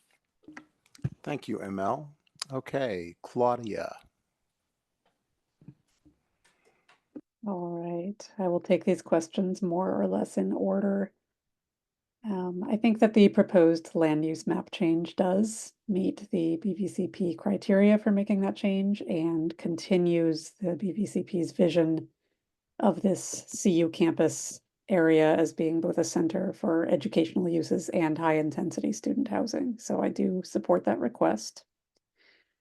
I think for the subsequent rezoning request, I think the relevant criteria here is 9-2-19E5, which is the criteria that talks about the land or its surrounding environs having changed to such a degree that we need that change in the land use map. We have, I think, credible plans from CU to redevelop and further build out a student housing campus in the area adjacent to and surrounding this Naropa campus. I think that's going to be a significant intensification of use in the area. CU's housing portfolio there currently is very outdated, and I think the plans are a question of when and not if.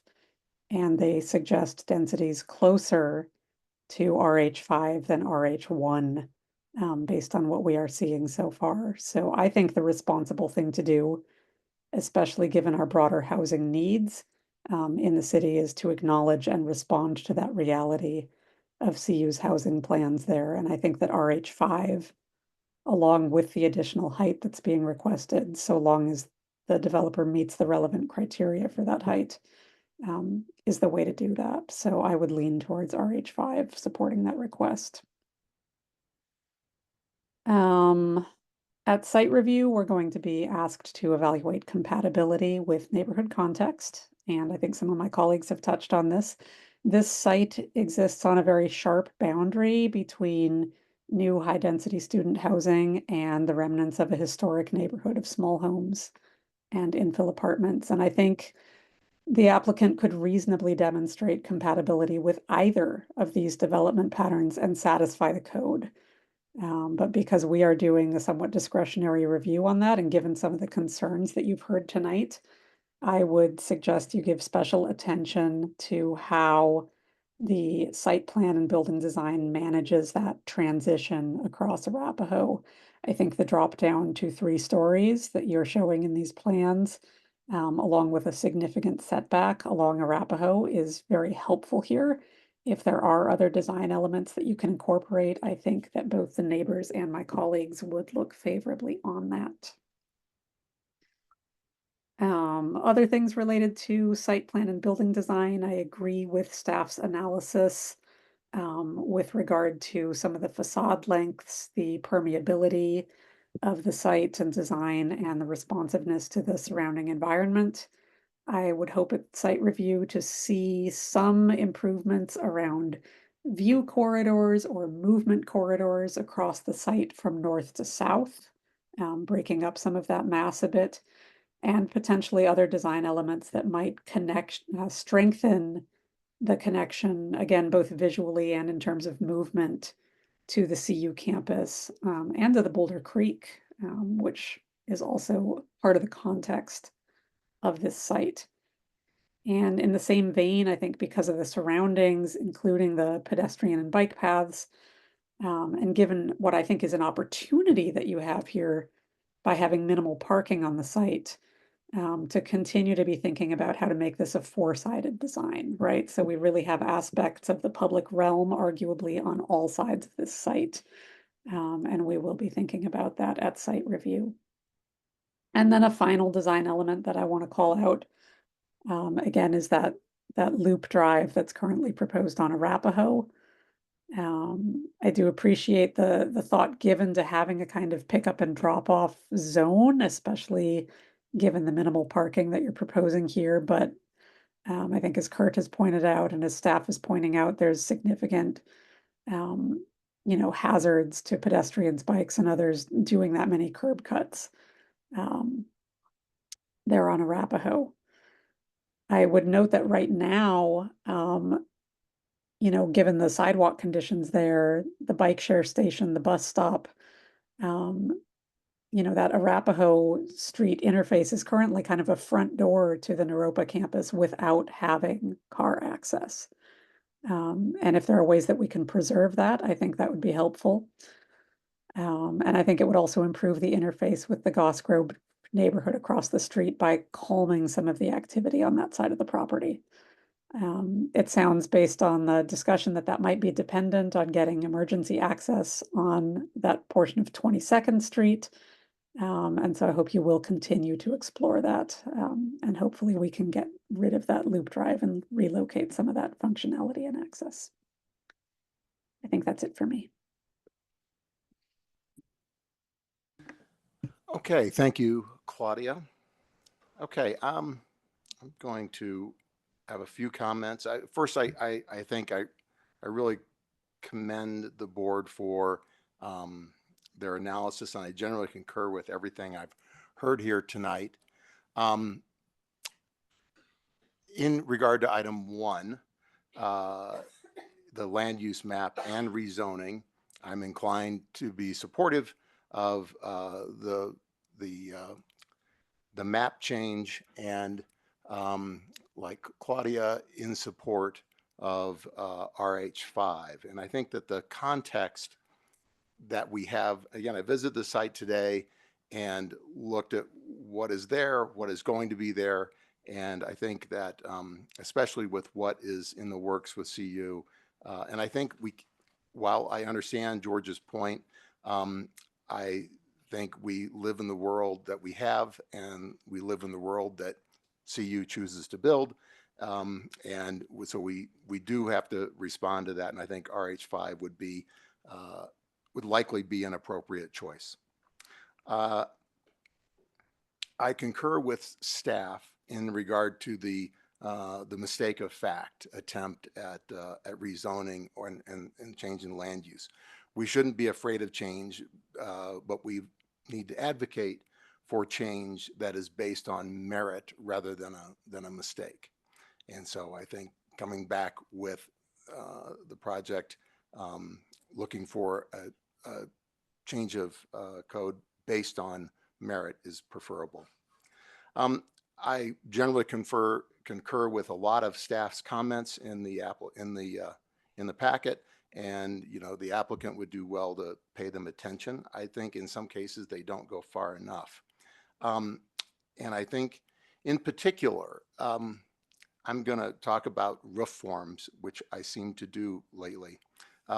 In the site review criteria and subjectivity, site review criteria, which we'll be coming up against when you come back to us, 9-2-14H3. Exteriors are designed with long-lasting appearance and high-quality materials. And then farther down in 3B, little Roman numeral 6, the building's design is compatible with the character or improves upon that character. So in my view, vertical cement siding going up to a roof form that has zero overhang on a pitched roof does not honor the site, its history, and more specifically, the building that would remain, the Lincoln Hall. And I think the townhouses on the north is a critical example. It is neither similar enough or historical enough, and it's not different enough. It's kind of this in between.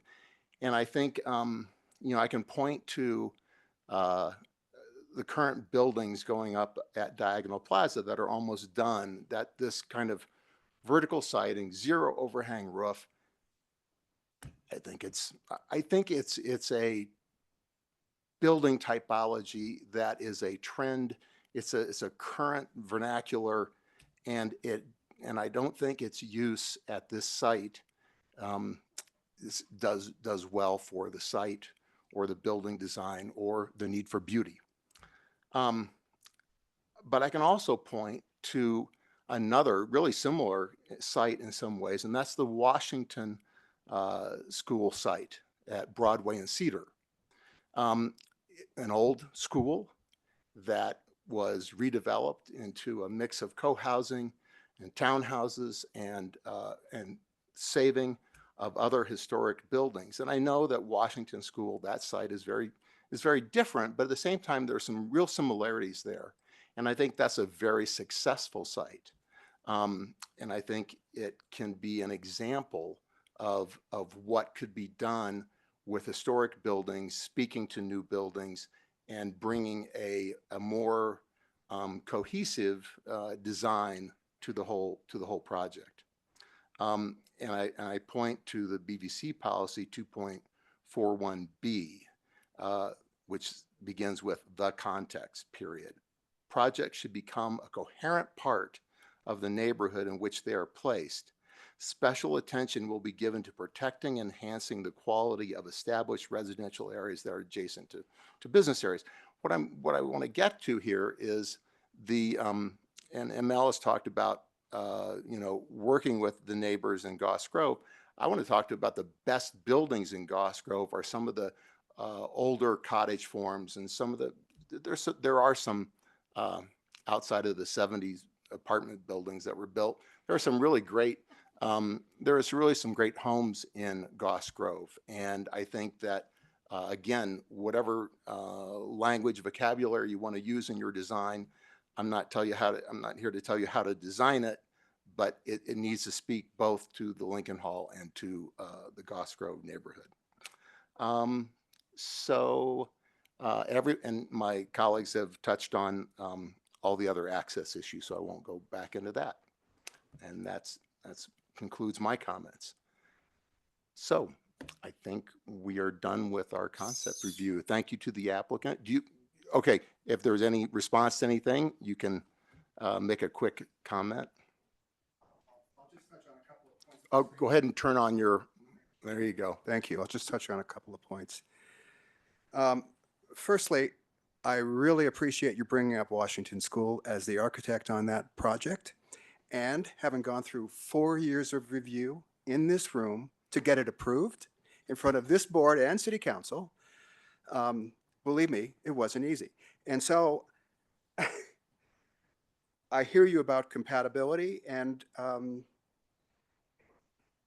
it's a mix. How much we're trying to be like the school and how much we're trying to be different from the school, and everybody will be looking for it to be both. I know that.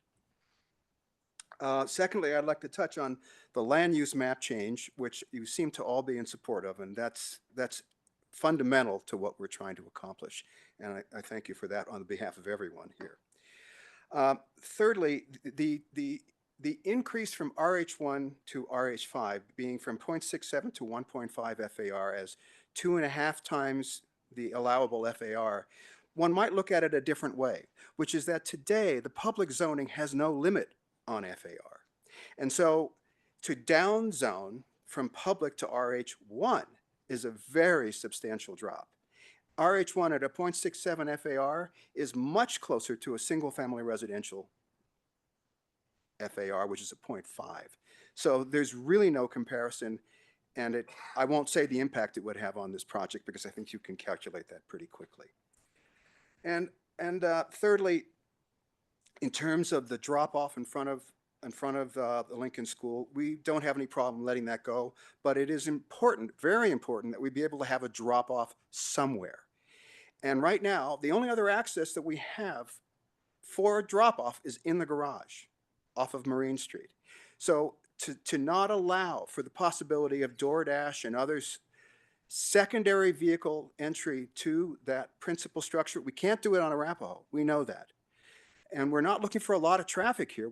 We think it's probably going to be pretty minimal because all the cars that are coming to this site for the residents are in the garage, and they're coming via the southern access. At least that's the intention that we're going to pursue. And lastly, in terms of permeability, I was really struck by something in the staff memo on page 13, which addresses the permeability requirements in the Boulder Valley Comp Plan. And I'm just going to read it to you because it's very different from what I was expecting. It says, create permeability in centers with a mix of semi-public and public spaces that are connected visually for intuitive navigation. Include civic and cultural uses as well as outdoor seating, shade trees, and green spaces in the public spaces to create a unique identity and sense of place. Projects should provide multiple opportunities to walk from the street into projects, thus presenting a street face that is permeable. Where appropriate, they should provide opportunities for visual permeability into a site to create pedestrian interest. Nowhere does it say that we need to be able to walk through it to the next site. And I think in the site review criteria, I would love to get the city attorney's input on this as we get to site review, because the site review criteria does not follow that guideline. Thank you. Okay, thank you. All right, we're going to close this item, and appreciation to staff and applicants and public participants. Okay. We move on to item 5, which is matters from the planning board, planning director, and city attorney. The first item there, I think we'll do 5A first and then go back to the other items. Item 5A is board liaison appointments, which Thomas, you sent us in an email, and I need to, while we can were go ahead having and pull dinner. that up and screen share it if that's helpful as well. What's that? I can pull up that Yeah, please. list of our 2024 liaisons and just screen share that so we can all have it for reference.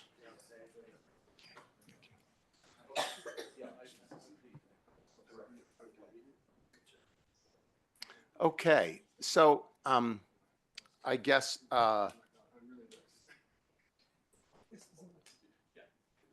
okay, yeah, this is from 2024, and some of these working groups are no longer right active, but we do have all the liaisons are okay. So still relevant.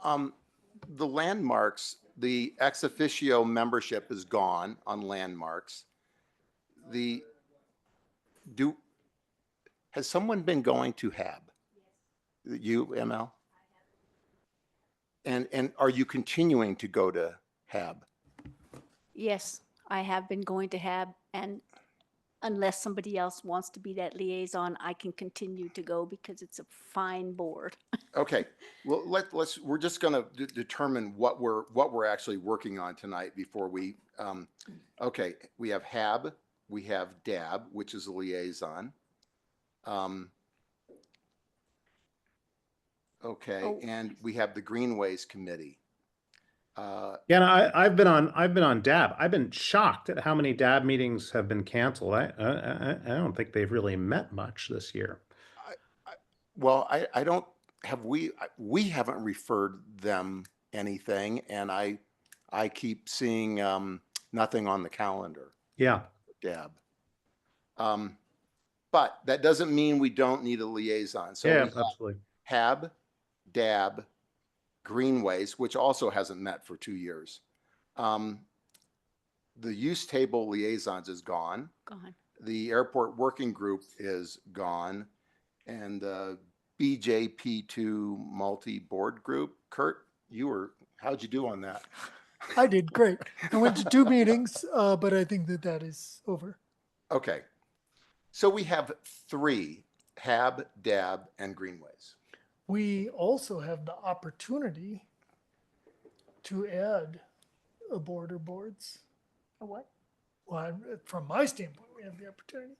Well, I have campaigned for a long time that I think that it would be really useful to have some sort of a representation to TAB especially when TAB is considering concept reviews. I know that there are sticky issues about, the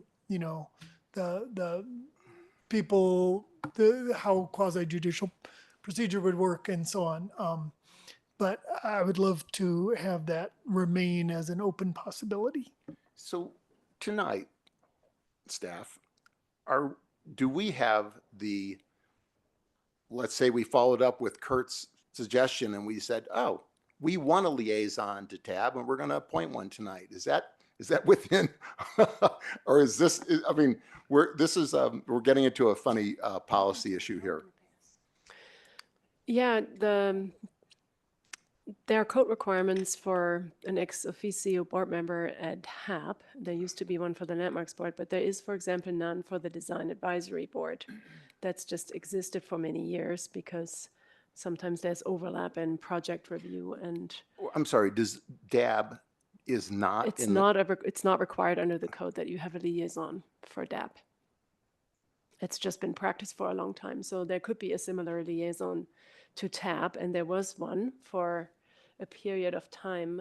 At the time, there were never any concept plans that were referred to TAB, and the board quickly gave up on that. And you would have to be mindful you don't have an official position. The person there would be more like a member of the public, available to respond to questions. If the board had any, you wouldn't have any right to speak because you're not actually a board member, and would have to be conscious of the limitations of TAB's purview. They can't get involved in any Title IX review unless City Council requests that from TAB. So unless someone is proposing or moving that we begin the process, would you be doing that for TAB? Otherwise, I'm going to propose that we agree on the ex officio or liaisons for housing, DAB, and Greenways. And if we want to discuss at future meetings the creation of a liaison to TAB, I think that's a fine idea. I kind of get the vibe that it's not something that we would create tonight without a little more discussion. Yeah, it seems like it needs some discussion, including potentially with TAB. Right. Yes. But I think that it could be very beneficial, just based on what I've seen about of the discussions of TAB when they're handling concept review. I think that it could be really useful to have the insight of a planning board member and the understanding about how the processes work and what is possible and what is not possible and so on. And I think staff is very helpful in when these projects come to TAB to help them with that a little bit. But I think that there could be significant benefit just in terms of them understanding what their potential role is and what they can and can't do, to have someone who is an actual planning board member sitting there. Maybe staff can just take it to TAB and see if they want to talk about it and if they want, if they're interested in something like that as a matters item for them next time they meet. And Brad, did I see a thumbs up over there? Okay, all right, okay. So then we'll take it as and Kurt, if you kind of want to drive this and maybe meet outside of here and discuss this, that I think that would be great. If you want to pick someone from the board, we can talk about that. But I think it would be good if we could just quickly go on to, let's just take it one board at a time. The Housing Advisory Board, an ex officio member. Yeah, this is, okay. Oh, it's funny, and actually, my list is, okay, it's so old. Okay, all right. So ML's been doing it. Does anyone have an interest in doing this? And if I miss you online, you're gonna have to shout out. Do I have agreement to let ML carry on for a while as our HAB ex officio member? Okay, and then would someone like to be ML's backup?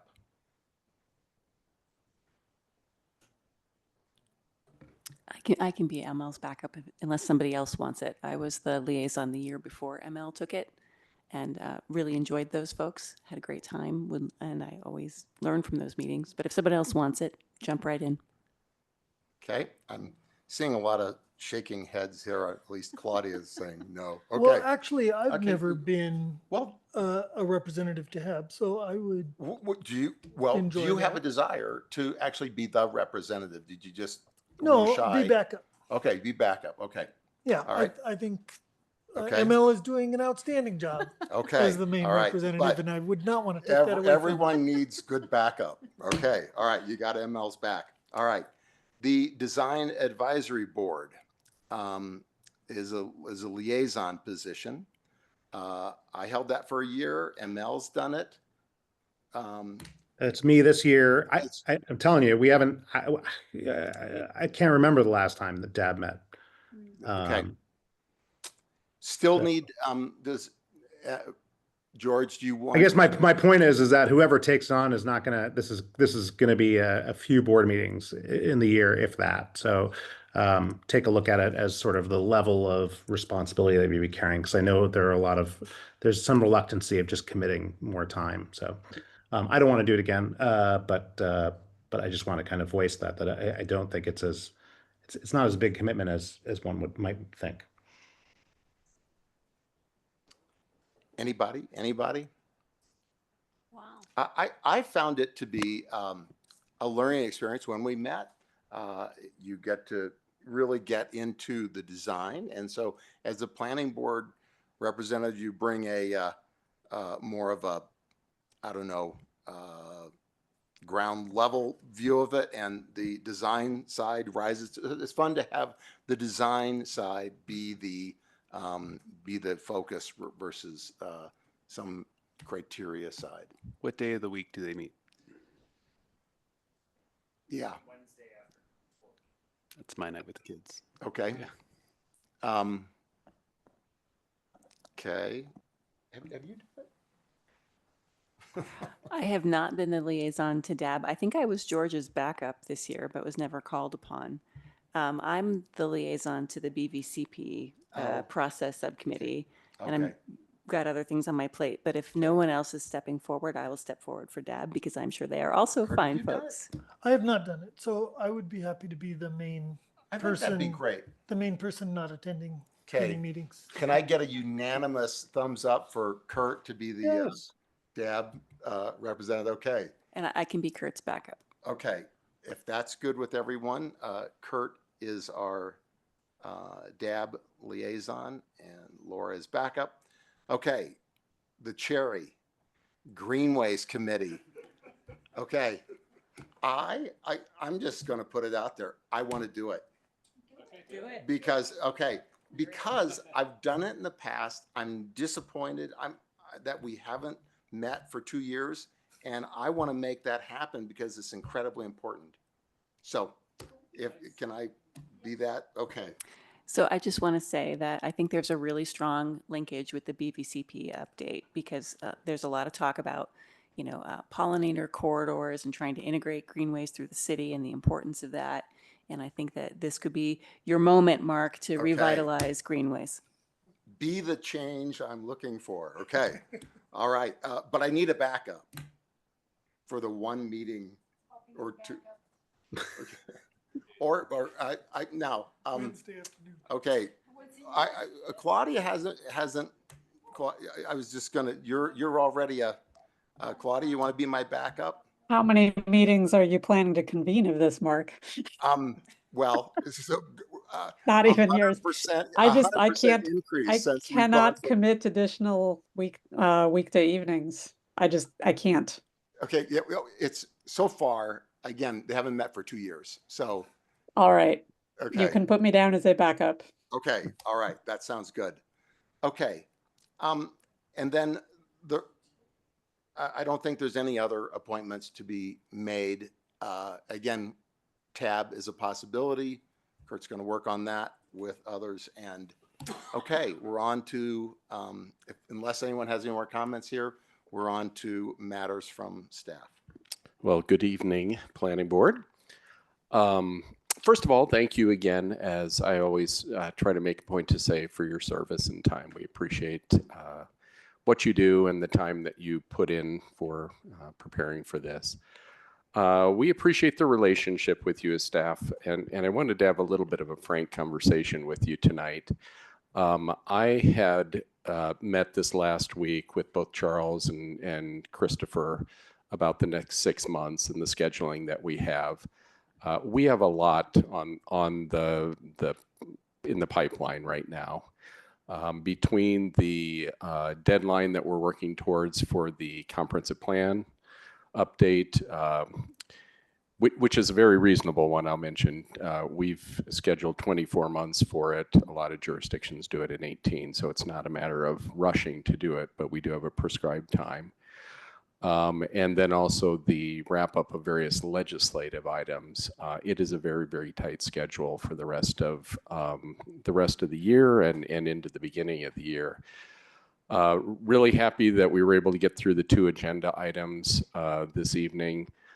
My plea to you all is to see if we could continue to get 2 agenda items completed on a pretty regular basis. Now, we're accounting for the fact that there's some full meeting needs for comp plan items. Same for 1 or 2 of the land use items that are coming forward that are just especially big. So we're trying to be very sensitive to right sizing those.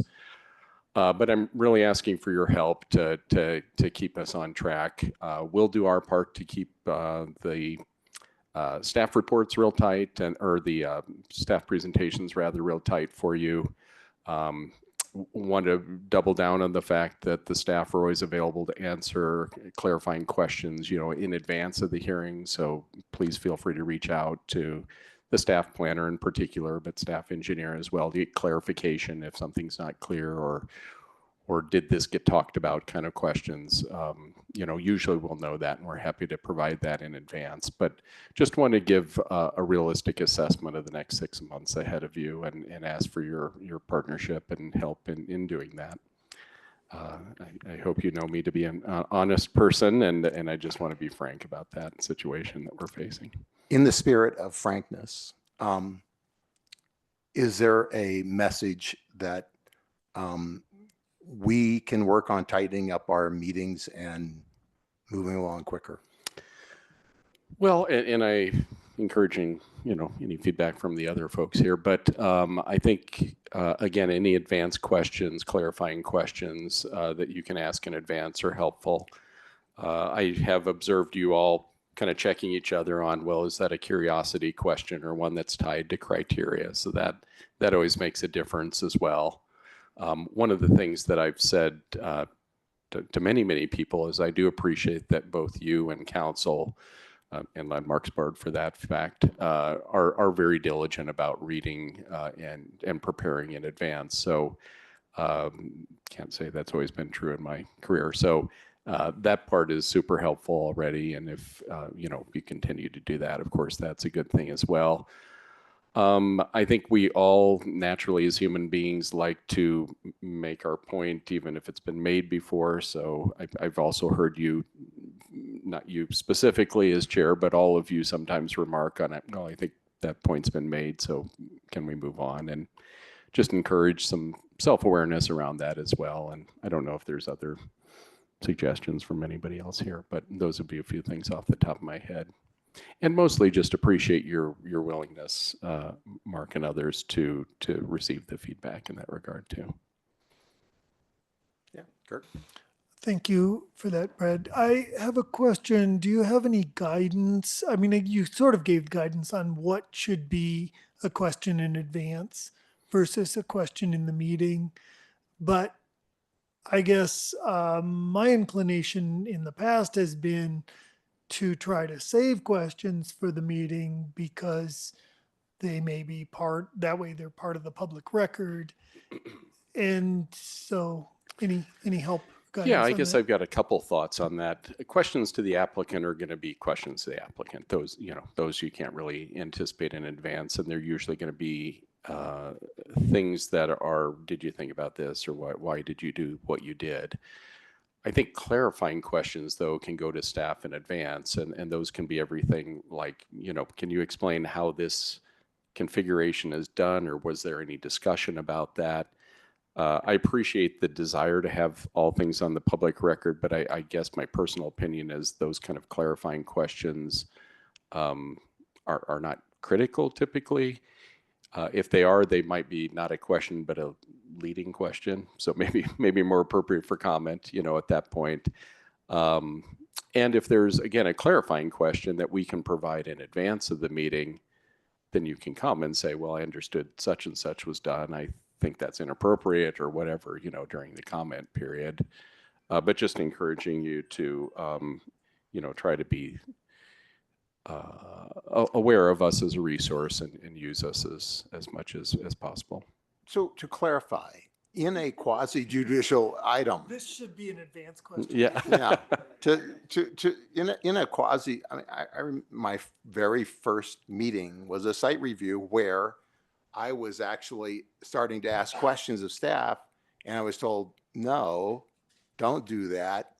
You've got to take it to the meeting. And because I was, anyway, I was asking questions in advance and trying to understand things, and I was told to bring it to the meeting because it's a quasi-judicial site review. So I need some so what meeting was clarification. that where you were told that, or what was the context for that? It was Not the specifics necessarily, but it was about TDM, and I was asking questions about. It was my first discovery of the old TDM toolkit, and I was asking, it's like, well, wait, where is this? Why can't I find this in the code, etc. And it's like, you got to be careful here. You can't really talk to staff outside of the meeting for a quasi-judicial site review, use review sort of thing. So, well, maybe Hill is going to save me here. Yeah, I think you can ask questions. We just have to disclose all of those and also the answers that are being provided. but we've definitely done that in the past where questions are asked of staff. And then similar to, input that comes in from the public, the questions and the responses are all posted on the website along with the items so that everybody knows what information went out and has an opportunity to speak to that at the public hearing. So I think maybe the distinction is that, you shouldn't be introducing evidence into that conversation for clarification, but just seeking clarification about it. Just for context, council members do that somewhat regularly. And in fact, the memos all say, if you have any questions, give the planner a call. Right. Yeah. So we should do that via email to the planning board. Well, okay, so if you have we an want- individual question, you can just call the planner or email them. Okay. Clarifying questions. Yeah. However, I call the planner and I get my question answered, but it's kind of unclear in the packet. Wouldn't it be superior to go ahead and just email them the question and then have it answered in the email stream to the board so that all of us I think benefit from that's that? a judgment thing. Yeah, I mean, sometimes it might be a question that other people would naturally have, other times maybe not. So I would ask people to use discretion in that regard. Okay. I think there's a difference between if you ask a question specifically about a project where that should be disclosed versus you might have a question where you're just trying to understand how a code section is interpreted or applied independent of the particular project. That's kind of a broader question versus having an ex parte communication, because communication between staff and board members is an ex parte communication in a quasi-judicial hearing. So if you email the question in and staff then responds by email and that gets posted, that's fine. Or sometimes staff might choose to respond to the question during the hearing, but it can still be very helpful to have the question in advance to be able to prepare. Okay. Yeah, and we'll talk through that and Clear try as to mud clarify for me. that a little more. In general, I just wanted to make the point that there's a very full pipeline and give you a heads up and ask for your help in that regard. Okay. And that's all I've got. Well, maybe one more thing, just in the spirit of the comprehensive plan.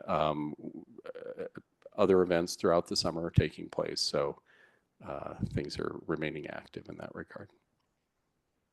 Okay. Thanks. Great. Thank you. Okay, matters from board. Laura. I actually just wanted to ask a couple questions of Brad while you're up there, although I missed the opportunity you sat down. Thank you, Brad, and thank you for the heads up. I wanted to point out that with regard to the minutes, I have been guilty of being a last minute reviewer and sending changes to Thomas on a Monday morning for incorporation for that Tuesday. And I'm going to make every effort to move that back. But is this, I think, Thomas, you've been now sending us out minutes the last couple of batches several weeks in advance of the meeting where you actually want them approved, like a couple weeks in advance saying, we want to approve this at 2 meetings from now. Can you please send us your changes within a week so they can be included in the packet upload? Is that going to be our process going forward? Because if we are doing that, I will make a note to get it done, to give you that week to get it into the packet in advance. That is our general process. We'd like to get back to a point where we're just approving one set of minutes at each meeting and having that on a regular rolling schedule for review. Okay. And okay, so I just wanted to make a note that I missed it, that we were being asked to review earlier. I always knew I was a little bit last minute, but I didn't realize how last minute I was being. So, okay. Thank you for that clarification. And then Brad, this one really is for you. In terms of what's going to be in the minutes, we had a discussion earlier about the difference between action minutes and having a little bit more detail. We had requested a little bit more detail and the time stamping. And for these last sets of minutes that we approved today, I actually asked, can we just make sure that we explain the rationale and the counter arguments for the motions that we make? Is that acceptable going forward, or are we still thinking through what goes in action minutes? It's still an unresolved issue. You know, we're trying to be responsive to kind of this gray area that we're in right now, but really the direction and policy of the city is strict action items. I am following up still with the city manager's office, including a follow-up conversation today. So I'd say, put a pin in that, recognize that we're just trying to be responsive, but it's not definitive yet that I can say X or Y. Okay, I just want to again make a plea that my general concern is that we as a board need to be able to explain our rationale to council without, and not just council, but applicants, members of the public, and ourselves when we go back and read what happened at the meeting. We need something that is helpful to us, that is a tool to understand what we decided and why and what the arguments were, that is not having to go back and watch the video. Yeah. So whatever that is. Yeah, I recognize and have represented that position. Thank you. So. All right. Okay. Other matters from the board. I had a quick question. It's a very random question for Brad, but while you're there, and it's something that came up this week. I'm abroad, so I have not seen this firsthand. But before I left, I've watched Alpine Balsam, the office buildings for the city, being sort of de-skinned, right, and the concrete structure being there, and then I've recently seen pictures of actually the concrete structure coming down. Has something, I have not seen any updates on that, but that was not my understanding, was that that building was going to be taken down more for the actual core of that building. And you may not have any answer to that right now. I'm just curious if something has happened during the deconstruction process where perhaps the structure is starting to be removed for some reason that has become known only while it's being deconstructed.